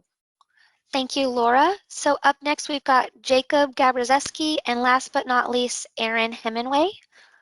Jacob, the floor is now yours. Hello? Hi. Can you hear me? Absolutely. Yay, okay. So just in case anyone else is confused, like I was, the option to mute yourself doesn't come up until you are selected, then it unmutes and you have to select yourself to unmute, just in case. So anyway, my name is Jacob Gabrzeski. My address is 37 Cherry Street in Malden. I'm a music teacher for the district. I teach primarily at Somerville High School, but I'm at 6 schools, like many of my fellow music teachers. I just kind of want to reiterate, actually, the last point that the worst thing is not knowing how to plan, not knowing how to most successfully plan for the school year. No option will be ideal. Clearly, the best thing would be in person without the coronavirus. That's not a thing. So I think the most important aspect would be to plan on something that can resemble some consistency. We live in a time where there basically isn't that. And I understand for our students, like we're always taught that, especially students that see lots of trauma in their lives, that clear, consistent guidelines with high expectations is crucial to them. I believe that going forward with a plan for remote learning and given the time that we have left to focus on that and plan and implement that, we can reevaluate in the future if the metrics look different, but nationally the metrics don't look great right now. I really want to put our students and our teachers' safety first. In addition to that, I just speaking from experience, a lot of times we're kind of put in not really even classrooms, vestibules, hallways, closets sometimes for music lessons because we're told that we simply don't have the facility or the space for us. That's something we've been fighting for on and off for quite some time, and I'm alarmed to think what that might look like with this health crisis as well. Thank you. Thank you, Jacob. And last but not least, we've got Erin Hemingway. Erin, the floor is yours whenever you're ready. All right, I have no idea. Can you hear me yet? We can. Go ahead. Yes, we can hear you. All right, this is the first time ever that a headset has not been allowed. I'm kind of stunned, but my name is Erin Hemingway. I have a rising 7th grader at East. I have a rising 9th grader bound for the high school. You probably all know the demographics of those two schools. East was very hard hit in the spring. My 8th grader was one of the first in our family to know somebody who had the virus. And normally my kids would have 5 core subject teachers per week plus 4 to 5 specialists, and a lot of these cohorts are purposely mixed up because we've always been told the kids need this. I just have very little confidence that a hybrid environment is going to be conducive for decent learning for the 7th and 9th graders that I have in my household. And I'm not going to go into the studies that other people have quoted, but I would really like to know if the district knows the percentage of households in each school who cannot stay home, who need to go out to work in jobs that expose themselves, their households, their multi-generational households, and bring it back to the students and staff at the school. Sorry, my notes.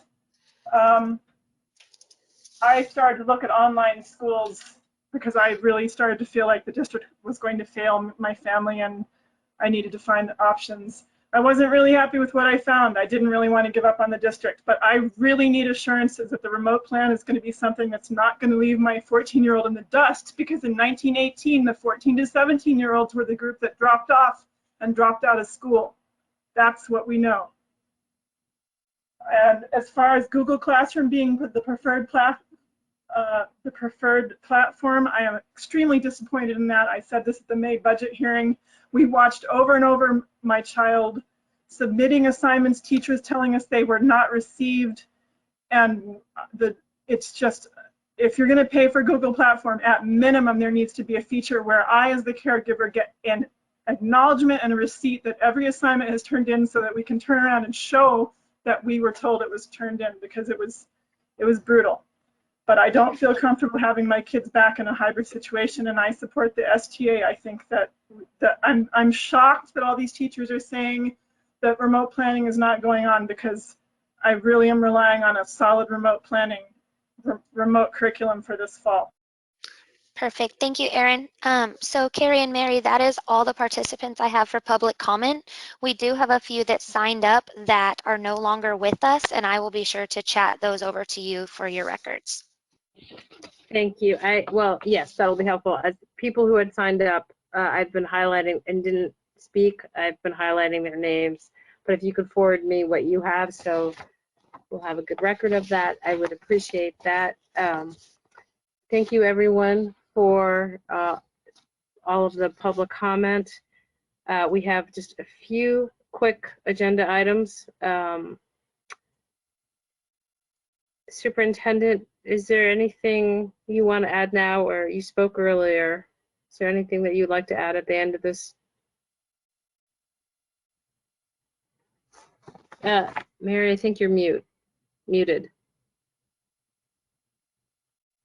Thank you. No, Chair, I think just, to thank everyone. I know there's a lot of emotions about all of this. Again, just restating that we're looking forward to getting some of the reports this week. This is about safety foremost, and we are always looking forward to working with our teachers and our paraprofessionals and staff to make the strongest remote learning and hybrid plans as we go forward. So looking forward to continue that work and to have it be informed by some of the information that we hope to get this week. Thank you for that. The next item of business is new business. Item A is approval of job trust grants. And I will confess, Superintendent, can you speak to that? Do you know what that? Sure. So I have two grants. Fran Gorski, our CFO, was on earlier, but we went straight into public comment. So there's two. Oh, I didn't realize Fran, was he here earlier? He was. I'm sorry. I didn't realize. I would have taken that out of order. So these are both letters. They impact. Everyone is. Oh my. Is it okay, Chair, to speak? Computer. Dr. Ackman, if you're able to take over chairing this meeting. Yep, all set. Go ahead, please continue, Madam Superintendent. Okay, thank you. The first one, which is it was an emergency grant from the Emergency Assistance Fund for COVID, and this was particularly to address within scale with our adult learners, those that needed internet connection. I think as it was identified earlier by several of the staff that work for scale, we did see a disproportionate impact to some of our adult learners. So we've been working on this hard since the spring, family by family, to get them connected. So we are very thankful for this grant from the Office of Strategic Planning and Community Development with the city. The second one is an adult training grant, and you will see it. It is for an amount of $118,993, and this is specifically around job readiness and digital literacy. And the identified population in here are 60 English language learners, our goal students, and our extended learning students for the district. So this is one that we're developing out programming for their continued learning that will help them not only to gain real job skills, but also to ensure that they are able to have skills in digital literacy in the form of continued learning past their whatever certifications they're going for with Scale. Thank you. Do I have a motion to approve or questions? So moved. Can I have a second? Seconded, Mrs. Law. I'm gonna go moved by Mr. Green, seconded by Ms. Patone. Were you one of them? Yeah, great. Or Ms. Santiago, are you available to do the roll call? I will. Oh, sorry, Ms. Superintendent. Dr. Phillips? Yes. Ms. Krebshin? Yes. President McLaughlin? Yes. Mayor Curtatone? Yes. Mr. Green? Yes. Ms. Barish? Yes. Ms. Patone? Yes. Dr. Ackman? Yes. Ms. Norman? Yes. Great. Hand it Motion- back. Thank you. The challenges of Wi-Fi when you've got a full house. Was that the donations? I just got lost. Yes? Sorry, I move to accept with gratitude a $200 donation from Christine Elizabeth Felice for a technology purchase for remote learning. Second. Second. Motion by Dr. Ackman, second by Mr. Green. Is there any discussion? Superintendent, can we get a roll call vote on that, please? Certainly, Dr. Phillips? Yes. Krebshin? Yes. President McLaughlin? Yes. Mayor Curtatone? Yes. Mr. Green? Yes. Barish? Yes. Ms. Patone? Yes. Dr. Ackman? Yes. Ms. Norman? Yes. Motion carries. Thank you very much. Next item is any items from board members. Do any board members have items? Okay, and with that, I move to adjourn this meeting. Thank you for another long night. Wait, Ms. Norman. Mr. Green. I think Dr. Phillips had a question or comment. Your hand up? I'm sorry, Ms. Phillips, I didn't see that. That's okay, no worries. Thanks, Mr. Green. Just a friendly reminder, we're meeting with Teen Empowerment on Thursday from 3 to 4:30. I sent out the Zoom link. I know Laura and Andre, you will be at negotiations.